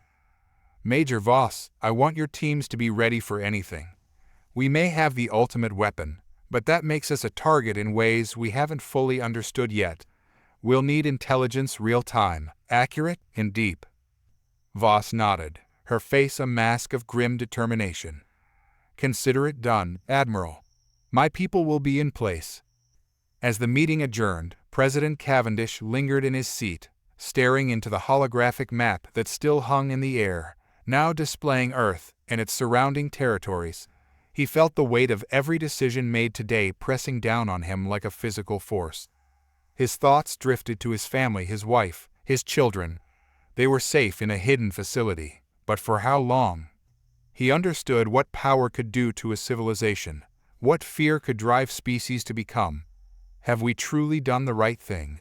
The thought haunted him. He knew that history would judge them for their actions in these critical moments. Were they protectors of humanity's future, or had they set a path toward their own ruin? Dr. Malhotra approached him quietly, sensing the turmoil in the president's posture. Arthur, he said softly, reverting to a first-name basis, I wish there was a simple answer. Cavendish gave a tired smile. There never is, Rajiv. We can only hope that we're making the right choices, and prepare for the worst. As the room emptied, Earth's leaders were left to face the cold reality. They had prepared for war, but the true battle would be within themselves against the fear, the doubt, and the darkness that comes with wielding unimaginable power. As preparations continued on Earth, not all voices within the halls of power were in agreement. Far from it. Fierce debates raged behind the closed doors of government chambers and military outposts, while some advocated for an aggressive stance, asserting the necessity of showing strength to deter any potential threats. Others believed that their current path was a dangerous provocation, risking the very survival of humanity. In a secluded room deep within the Terran Defense Headquarters, a heated argument unfolded. Commander Liara Chen, known for her staunch anti-war stance and her belief in diplomacy, stood face to face with General Richard Marquez, a veteran of countless battles and a proponent of using their newfound power to establish dominance. The tension between them had been building for weeks, but now it was at a breaking point. "You're going to get us all killed, Richard." Liara's voice was sharp, cutting through the heavy atmosphere of the room. Her eyes, usually calm and composed, blazed with frustration. "This isn't some skirmish in the outer colonies. We're talking about a galactic conflict that could wipe us out." General Marquez, tall and broad-shouldered, leaned against the wall with his arms crossed, his expression unreadable. He had seen too many battles, lost too many friends, to entertain what he considered naive idealism. "And what would you suggest, Liara? That we roll over and beg for mercy? That we show them we're weak?" "We're not weak, but provoking every major power in the galaxy by flaunting a weapon of mass destruction is insanity. We're a small speck compared to them, and they will not hesitate to unite against a common threat." "Exactly, and that's why we need to show them that we're not a threat to be underestimated." His tone was firm, almost dismissive. "They only respect power. They need to see that if they come for us, there will be consequences." Liara could feel the room's energy shift. She glanced around at the gathered officers, politicians, and advisors. Some nodded in agreement with Marquez, while others looked uneasy, their expressions mirroring her own fears. She took a deep breath, steadying herself. "If we escalate this any further, there's no coming back. Diplomacy is still an option. We've contacted allies. We have channels open. Let's use them." A murmur spread through the room. The idea of diplomatic negotiations was not entirely dismissed, but the recent show of power had made many skeptical. They had a weapon that could shift the balance of power across the galaxy. Why not use it to secure humanity's place at the top? Marquez saw the uncertainty, and his voice dropped, turning more personal. "Liara, I understand your concerns. I do. But we've been on the defensive for too long. Always reacting, always negotiating from a position of weakness. This weapon, it's our chance to change that." She shook her head, the frustration evident on her face. "And what about the moral cost, Richard? The lives lost? The future we're destroying with each step we take down this path?" He paused, studying her. For a moment, a hint of vulnerability crossed his face, but it was quickly replaced by his usual hardened demeanor. "War isn't about what's right, Liara. It's about survival. And if we don't act, we may not be around to have this argument much longer." The room fell silent, the gravity of his words hanging in the air.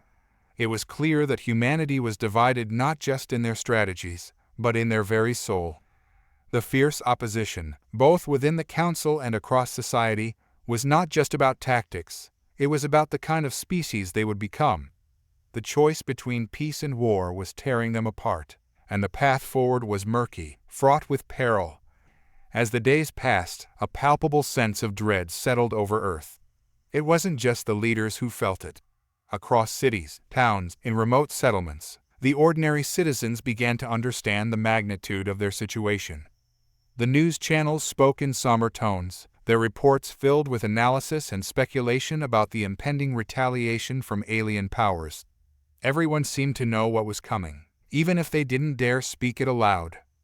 On a cold, rainy night in New York City, the streets were quieter than usual. People hurried along the sidewalks, avoiding eye contact, their shoulders hunched against the wind. In a small cafe, tucked away in a corner of Midtown, a group of students huddled together, their faces lit by the dim glow of their tablets. They were supposed to be working on a project, but instead, their screens showed the latest news updates, rumors of the galactic fleets moving, debates from political analysts, and the heated discussions of military experts. What if they attack us directly? One of them, a young woman named Sarah, whispered. Her voice trembled slightly, betraying the fear she tried to hide. What if they come for Earth? A young man across from her, Tom, shook his head. He was trying to be brave, trying to keep the group's spirits up. They'd never get past our defenses. You've seen what the weapon did to that alien fleet. No one's stupid enough to mess with us now. But his words rang hollow, and he knew it. Everyone did. It wasn't just about the weapon anymore. It was about the unknown, the unpredictable nature of fear and desperation. Alien civilizations had lived for centuries, some for millennia, mastering strategies of war and peace alike. They knew how to exploit weakness, and they would not let humanity's show of strength go unanswered. At the back of the cafe, an older man, a veteran who had seen the horrors of war, listened to the students' conversation. He had heard the same bravado before, in different voices, on different worlds. He knew that no weapon, no matter how powerful, could ever protect them from the consequences of their actions. He sipped his coffee slowly, feeling the weight of memories pressing down on him. His eyes wandered to the window, watching the rain as it streaked down the glass, obscuring the city lights. It reminded him of the old adage, you don't fear the weapon, you fear the hands that wield it. And that was the true dread spreading through humanity. Not just the fear of retaliation or invasion, but the fear of what they were becoming. The whispers of doubt were growing louder, and the silence between the words held a weight all its own. It was the silence of a species on the brink, staring into an abyss of its own making. The war had reached its darkest hour.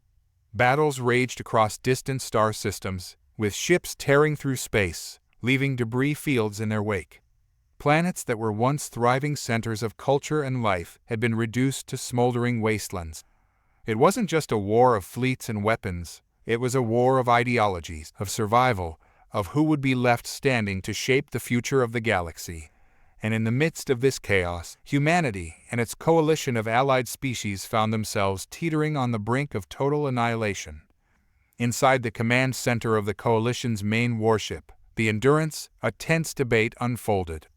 Holographic displays filled the room with rotating three-dimensional maps of star systems, marked with battlefronts and lines of engagement. Admiral Elena Kincaid stood at the center, her eyes fixed on the flashing indicators of conflict, each one a potential death sentence for the men and women under her command. "We're losing," she stated bluntly, her voice echoing in the dimly lit room. Her officers glanced at each other, some nodding grimly. She could feel the fatigue in the air, the weariness etched into every face around her. The coalition forces had been holding their ground, but just barely. Their enemies had begun to adapt, exploiting every weakness, every gap in their defenses. Beside her stood General Thalaner, a towering figure from the Tlachian race, known for their strategic prowess and stoic demeanor. His large, black eyes reflected the light of the holomap. "Admiral," he said in a low, gravelly voice, "the enemy has grown desperate, but so have we. We've lost 3 more colonies this week alone. If we do not find a way to turn the tide soon, then there won't be a galaxy left to save," interrupted Admiral Kincaid, finishing his sentence. She glanced at him, her face tight with exhaustion. "I know, General, but what options do we have? Our forces are stretched thin, our resources are dwindling, and morale is in the gutter." A young officer, Lieutenant Marcus Devries, spoke up from the corner. His hands trembled slightly as he held a datapad, showing casualty reports. "We've been hearing reports from our contacts within the rogue factions. They're saying they've gained access to the energy weapon." A wave of silence fell over the room. The words hung heavily in the air. The energy weapon, humanity's greatest asset, and its most feared creation, was a technological terror capable of unparalleled destruction. In the wrong hands, it could mean the end of everything. Admiral Kincaid's eyes narrowed. "Are you certain?" Lieutenant Devries nodded, his voice barely a whisper. "Yes, ma'am. They plan to use it. And soon." Far from the Coalition's war councils, deep in the blackened hull of a rogue warship, the Eclipse, a different kind of conversation took place. The ship's captain, Jonas Venn, a former naval officer turned radical leader, sat in a dimly lit chamber surrounded by his most trusted confidants. His eyes bore the look of a man who had crossed every line, who had nothing left to lose. "The council doesn't have the guts to do what needs to be done," Ven growled, slamming his fist onto the metal table. His voice carried a fervor that bordered on madness. "They talk about survival, about preserving our species, but they refuse to see the truth. We cannot win this war through conventional means. We have to show them, all our enemies and our so-called allies, that humanity is willing to go further than any of them." Seated across from him was Mara Yates, his second in command and one of the few people who dared to challenge him. She was a hardened soldier, scars crisscrossing her face, but her eyes were still sharp, still calculating. "Jonas, you're talking about genocide," she said, her voice steady but laced with underlying tension. "If we use the energy weapon on the Nexus, we're not just targeting a few planets. We're talking about the potential collapse of entire star systems." Ven leaned forward, his eyes boring into hers. "Exactly. And that's why they'll listen. When we threaten the Nexus, we're threatening their very existence. We'll force them to the negotiating table. Force them to end this war on our terms." "But at what cost?" Mara pressed. She could feel the eyes of the others in the room on her, waiting to see if she would push back against Ven's dangerous plan. "The Council will brand us as war criminals. The galaxy will never forgive us. We're talking about the deaths of billions, Jonas, entire civilizations." "And what about our civilization?" Ven shot back. "How many more humans have to die before they take us seriously? This isn't about being heroes or villains. It's about survival. It's about doing whatever it takes to ensure that humanity isn't just another footnote in some alien history book." There was a silence, heavy and suffocating, as his words sank in. The crew members, battle-hardened and weary, were not blind to the gravity of their leader's proposition. The war had taken everything from them: their homes, their families, their futures. And now, standing at the precipice of annihilation, the lines between right and wrong had blurred into a murky haze. Mara closed her eyes for a moment, feeling the weight of the decision they were about to make. "I just hope, for all our sakes, that you're right," she finally said, her voice barely above a whisper. Back on the Endurance, word of the rogue faction's plan had spread quickly among the ranks. Panic and fear rippled through the ship like a wave. Soldiers whispered nervously in the corridors, officers debated fiercely in the strategy rooms. And in the midst of this turmoil, Admiral Kincaid found herself grappling with her darkest thoughts. She sat alone in her quarters, staring at the dimly lit display of the galaxy map. She could see the Nexus, a sprawling hub where countless star systems intersected. It was a critical point for trade, diplomacy, and military strategy. Destroying it would not only cripple the galactic economy, but could set off a chain reaction that might destroy half the galaxy. Her thoughts were interrupted by the chime of her door. "Enter," she said, her voice flat. The door slid open to reveal General Thalanar. "Admiral," he began, his tone uncharacteristically hesitant. "The rogue faction has issued an ultimatum. They're demanding a ceasefire and a truce on their terms, or they will target the Nexus." Admiral Kincaid felt a chill run down her spine. "And the response from the Council?" "Divided," Thalanar replied. "Some are willing to negotiate, to avoid further bloodshed. Others believe we should eliminate the rogue faction and prove our strength. But there is no consensus. Not yet." She turned her chair to face him, her expression hardening. "And what do you think, General?" He paused, his dark eyes searching her face. "I think this war has brought out the worst in all of us. The rogue faction's plan is madness, but so is continuing this endless slaughter. If we don't find another way, there may be nothing left to save." Admiral Kincaid nodded slowly, her mind racing.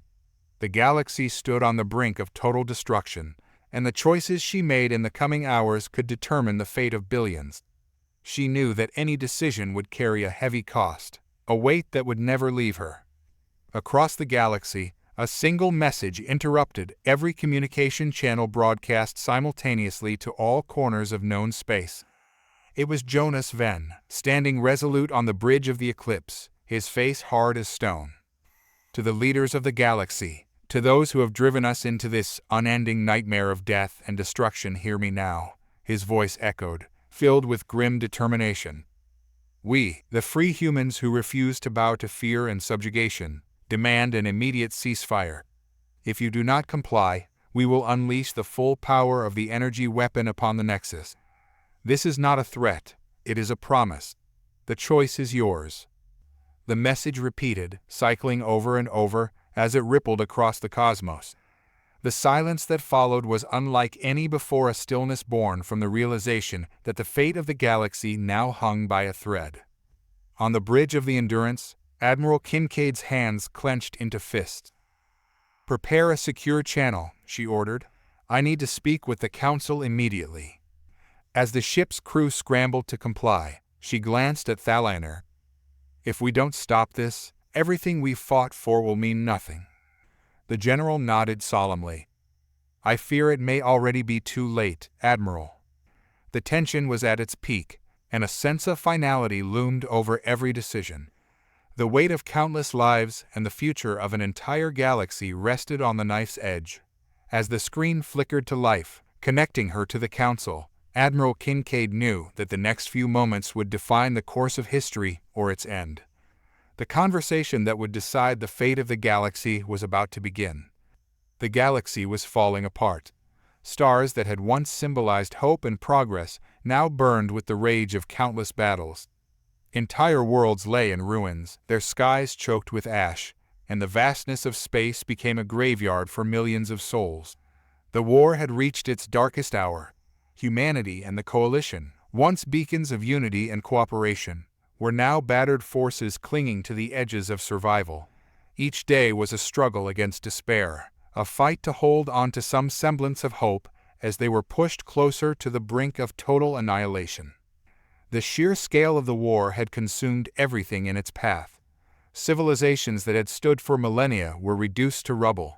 Alliances that had been forged through blood and sacrifice were fraying under the weight of desperation. And through it all, the shadows of doubt and fear crept ever closer to those who once believed they could make a difference. Inside the command center of the Endurance, the atmosphere was tense. The air was thick with the stench of sweat and exhaustion, mixed with a faint scent of burning circuits and overworked machinery. Officers moved with a sense of urgency, their faces etched with lines of stress and fatigue. They were caught in a cycle of sleepless nights and restless days, battling not only the enemy, but the very despair that threatened to overwhelm them. Admiral Elena Kincaid stood at the center of the chaos, her eyes fixed on the display of the galactic map. She was a veteran of countless wars, but nothing had prepared her for the scale of destruction she now faced. Every flashing red dot on the map represented a battlefront where lives were being lost by the second. Entire fleets had been torn apart. Planets were being scorched to cinders. They were losing ground on every front, and the weight of it all bore down on her shoulders like a crushing tidal wave. "Admiral, reports coming in from the front lines. Losses are mounting in the Drashta system. Our reinforcements are being overwhelmed," said Lieutenant Marcus DeVries. His voice strained. He had dark circles under his eyes, his uniform disheveled. "If we don't pull back now, we could lose the entire sector." Admiral Kincaid's jaw tightened. "And where would you have us fall back to, Lieutenant? There's nowhere left to retreat. We hold the line here, or we lose everything." The weight of her words sank in, and an uncomfortable silence fell over the room. Everyone knew it was true. There were no more fallback positions, no more safe havens. The enemy had adapted, had learned their tactics, and now they were systematically dismantling the Coalition's defenses. "Ma'am," came the gravelly voice of General Thaliner, his dark, expressionless eyes reflecting the light of the map. "Our supply lines are stretched beyond capacity. We cannot maintain this level of resistance for much longer. The morale among the troops is plummeting. We need a breakthrough, a decisive move that can turn the tide, or we will be swept away." Kincaid knew he was right, but there were no easy solutions. Every decision was a choice between one form of destruction or another. "What about the rogue factions?" she asked. her voice barely a whisper. "Any news on their movements?" General Thalanar hesitated, his gaze fixed on her. "Our intelligence suggests that they are consolidating forces. The faction led by Jonas Ven is mobilizing near the Nexus. They've managed to acquire the energy weapon." A cold silence followed, broken only by the faint hum of the command center systems. The words hung in the air like a death sentence. The energy weapon, humanity's most devastating creation.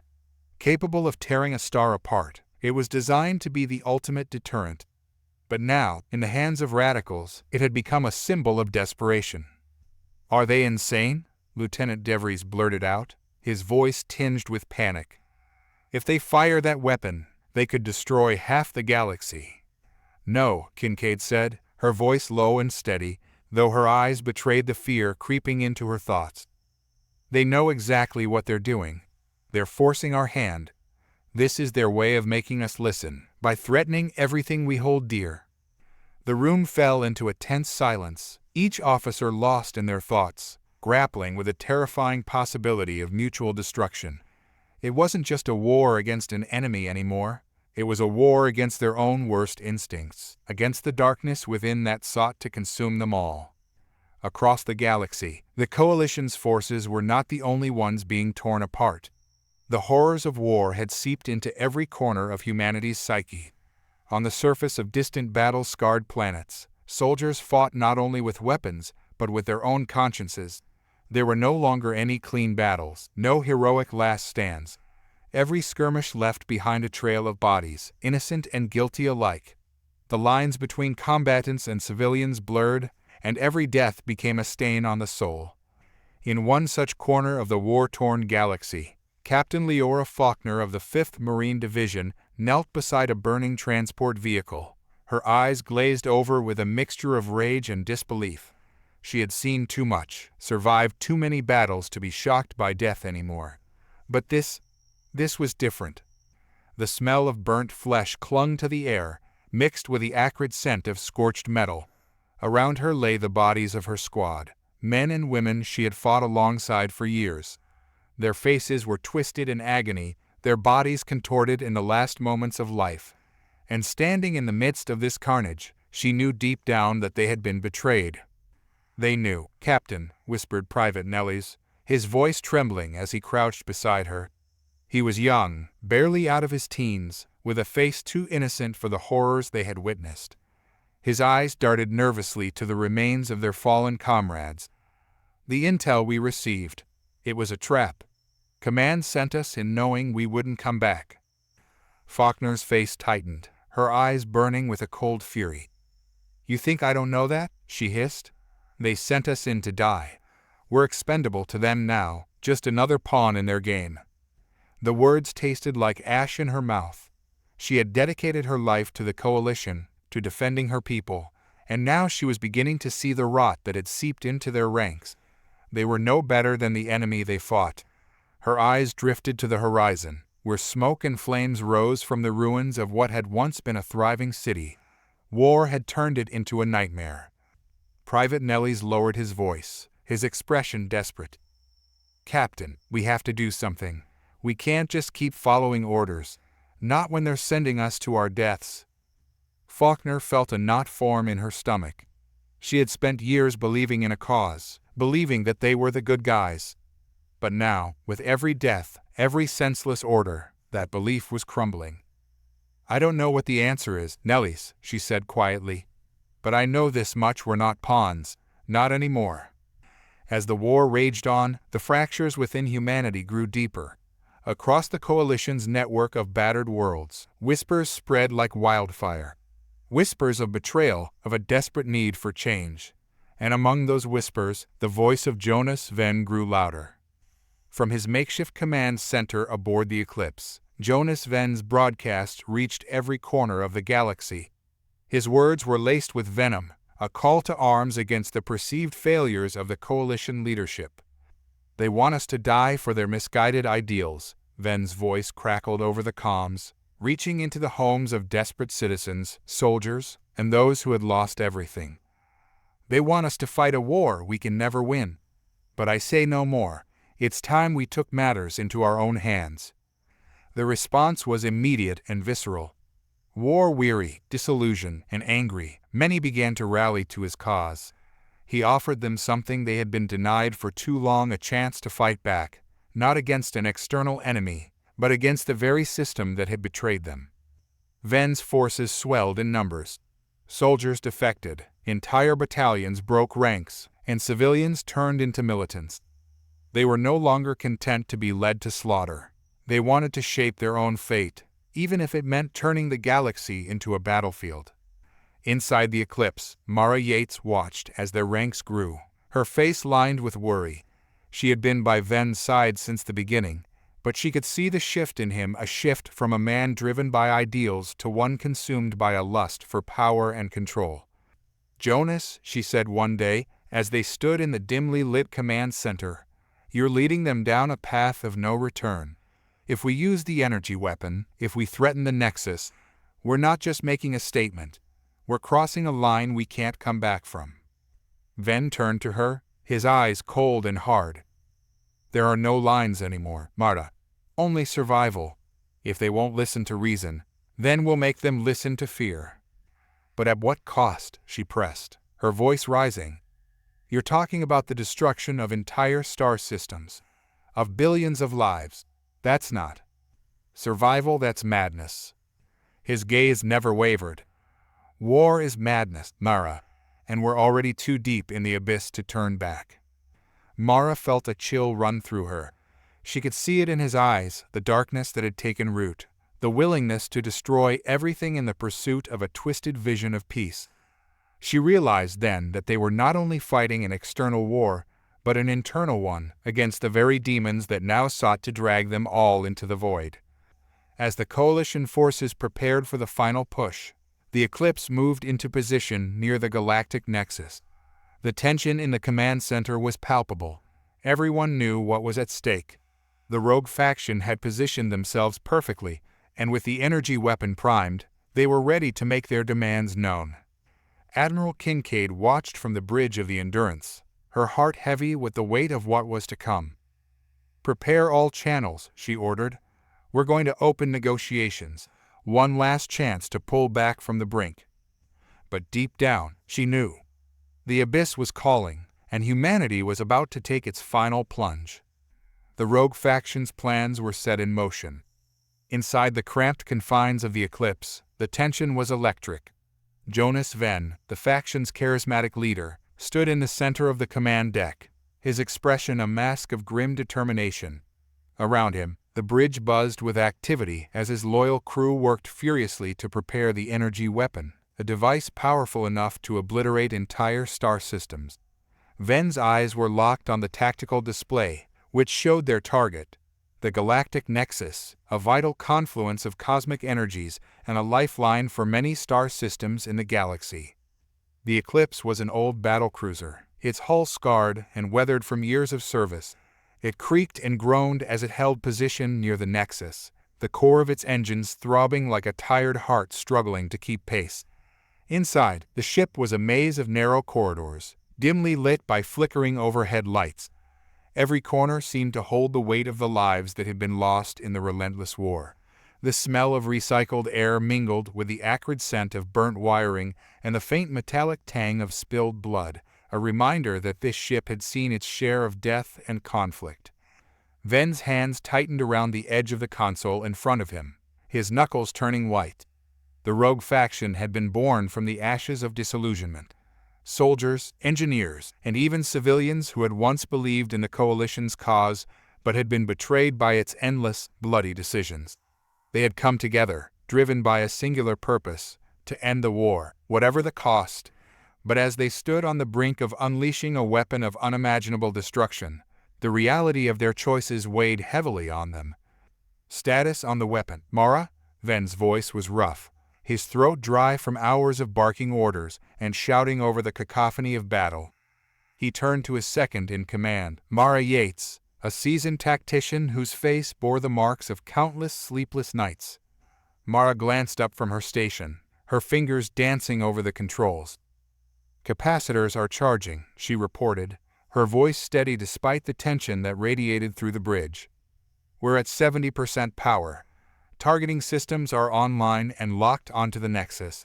We'll be ready to fire in 5 minutes." 5 minutes. 5 minutes to decide the fate of the galaxy. Ven's gaze shifted to the viewport, where the Nexus loomed in the distance, a swirling mass of cosmic energy, beautiful and terrifying. The Nexus wasn't just a strategic target. It was the heart of the galaxy's lifeblood, the point where ley lines of power intersected and pulsed with ancient, arcane forces. To destroy it would be to rip the fabric of space itself, a cataclysm that would obliterate not just the systems nearby, but potentially unravel the galaxy's very structure.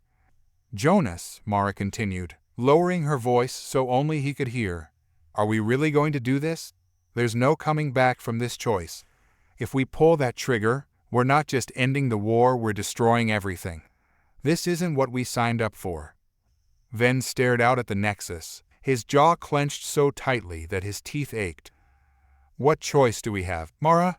The Coalition won't listen to reason, and the enemy sure as hell won't stop. They've left us no choice but to speak the only language they understand: fear." Around the bridge, the crew worked in grim silence, aware of the gravity of the situation. They were men and women who had fought too long and lost too much. Their faces were set with determination, but their eyes told a different story, a mix of fear, doubt, and something more profound: the realization that they were standing on the precipice of annihilation. Lieutenant Cade Sorensen, the weapons officer, was a hulking figure whose hands dwarfed the controls of his station. His eyes darted nervously between the readouts and the viewport. He had been a soldier once, a loyal follower of the Coalition's ideals. Now, he was here, about to press a button that could end it all. "Targeting parameters set," he muttered, mostly to himself, his deep voice barely audible over the hum of the ship's systems. "Energy levels at 85%. In the far corner of the bridge, a low, tense conversation was happening. A young communications officer, Ensign Kalapradhan, was speaking quietly with a veteran engineer, Harvick Malik. Kala's hand shook as she adjusted her headset, her eyes wide with barely contained fear. "Do you think he's really going to do it?" she whispered, her voice trembling. "I mean, destroy the Nexus. Millions of people." Harvick, his face lined with years of hard living, grunted in response. "Doesn't matter what I think, girl. We're here now, and there's no turning back. Just keep your head on straight and pray the comms hold. If this goes sideways, we're all gonna need a miracle." Suddenly, an alarm blared across the bridge, snapping everyone to attention. Red lights flashed, and the hum of the ship's engines deepened, vibrating through the metal floor beneath their feet. "Admiral Kincaid's fleet is moving into position," reported Lieutenant Sorensen, his voice tight with urgency. "Looks like they're not going to sit this one out." Jonas Ven turned, his face a mask of resolve. "They won't fire. They can't risk it. Not with us holding the trigger to the most powerful weapon in the galaxy." He tapped a button on his console, opening a communication channel. "Attention, Admiral Kincaid. This is Jonas Ven of the Rogue faction. You have two choices: stand down and negotiate a truce, or we destroy the Nexus. You know we have the capability, and you know we're willing to do it." The response was swift. The face of Admiral Elena Kincaid appeared on the main display screen, her expression as unyielding as the cold steel of her ship's hull. "Ven, you're insane," she said, her voice a mix of authority and underlying desperation. "You can't seriously be considering this. Do you realize what you're threatening?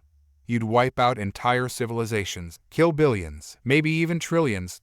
Stand down now, and we can still find a way to end this without turning the galaxy to ash." Ven leaned closer to the console, his eyes narrowing. "I'm done with empty promises, Admiral. We've bled enough. We've sacrificed enough. You want peace? Then prove it. Withdraw your fleets and order an immediate ceasefire. This is your last chance." There was a long pause as the tension in the bridge mounted, the air thickening with each passing second. The only sound was the hum of the energy weapon building to full power, a low, ominous rumble that seemed to resonate in their bones. Jonas, listen to me, Kincaid continued, her tone softening but still firm. You're not just risking your lives. You're risking the lives of everyone in the galaxy. I know you're angry, hell, we all are. But this isn't the way. If you fire that weapon, you won't be remembered as heroes. You'll be the ones who ended it all. Ven's face hardened. History is written by the survivors, Admiral. And if it takes the threat of total destruction to make them listen, then so be it. You have 30 seconds to comply. The crew of the Eclipse held their breath. The countdown had begun, and there was no turning back. On the display screen, Kincaid's face remained stoic, but behind her eyes, the weight of the moment was clear. Jonas, please, Mara's voice broke through the tension, her hand resting gently on his arm. There has to be another way. If you do this, you're no better than the monsters we're fighting. Ven turned to her, his eyes blazing. This is the other way, Mara. They've left us with nothing but this choice. We end it now, or we let this war drag on until there's nothing left. You've seen what they've done, the lies, the betrayals. This is our last stand. Mara could see the resolve in his eyes, the lines of stress etched into his face, the desperation that had driven him this far. She knew he believed in what he was doing, but she also knew the cost. She glanced around at the crew, their faces pale, their bodies tense, and she felt a pang of fear grip her heart. 10 seconds, Sorensen called out, his finger hovering over the firing trigger. The seconds ticked down, each one feeling like an eternity. Mara closed her eyes, a silent prayer escaping her lips. Please, let there be another way. Suddenly, a new voice cut through the tension, echoing through the bridge like a lifeline in the dark. Jonas Ven, this is Commander Kale Torin of the 11th Fleet. We've been monitoring your communications. We understand your grievances, but we can't let you do this. If you fire that weapon, it's all over. We'll all burn together. Ven's eyes snapped to the display, narrowing. And who are you to decide that? Another mouthpiece for the Coalition? Torin's voice was calm but firm. No, Jonas. I'm someone who believes we can still find a way out of this hell without dragging everyone into the abyss. Stand down, and I give you my word we'll talk. Real talks, real change, but this is suicide. For a moment, the bridge fell silent. Ven's mind raced, his eyes darting between Mara, Sorensen, and the tactical display. The Nexus loomed in the distance, a reminder of the power they wielded and the fragile balance of their choices. 5 seconds, Sorensen counted, his voice a whisper. Ven's heart pounded in his chest. He looked at Mara one last time, and in her eyes, he saw the reflection of the man he used to be, the man he had lost somewhere in the chaos of war. Stand down, he said finally, his voice barely audible. Stand down, Sorensen. The tension broke like a snapped wire, the bridge erupting in a collective sigh of relief. The weapon's hum began to die down, the threat of annihilation averted for now. Ven slumped back against his console, his breath coming in ragged gasps. The abyss had been close, so close, but they had pulled back from the edge. For now. But the war, the real war, was far from over, and as the Eclipse powered down its weapon, Ven knew that the battle for humanity's soul had only just begun.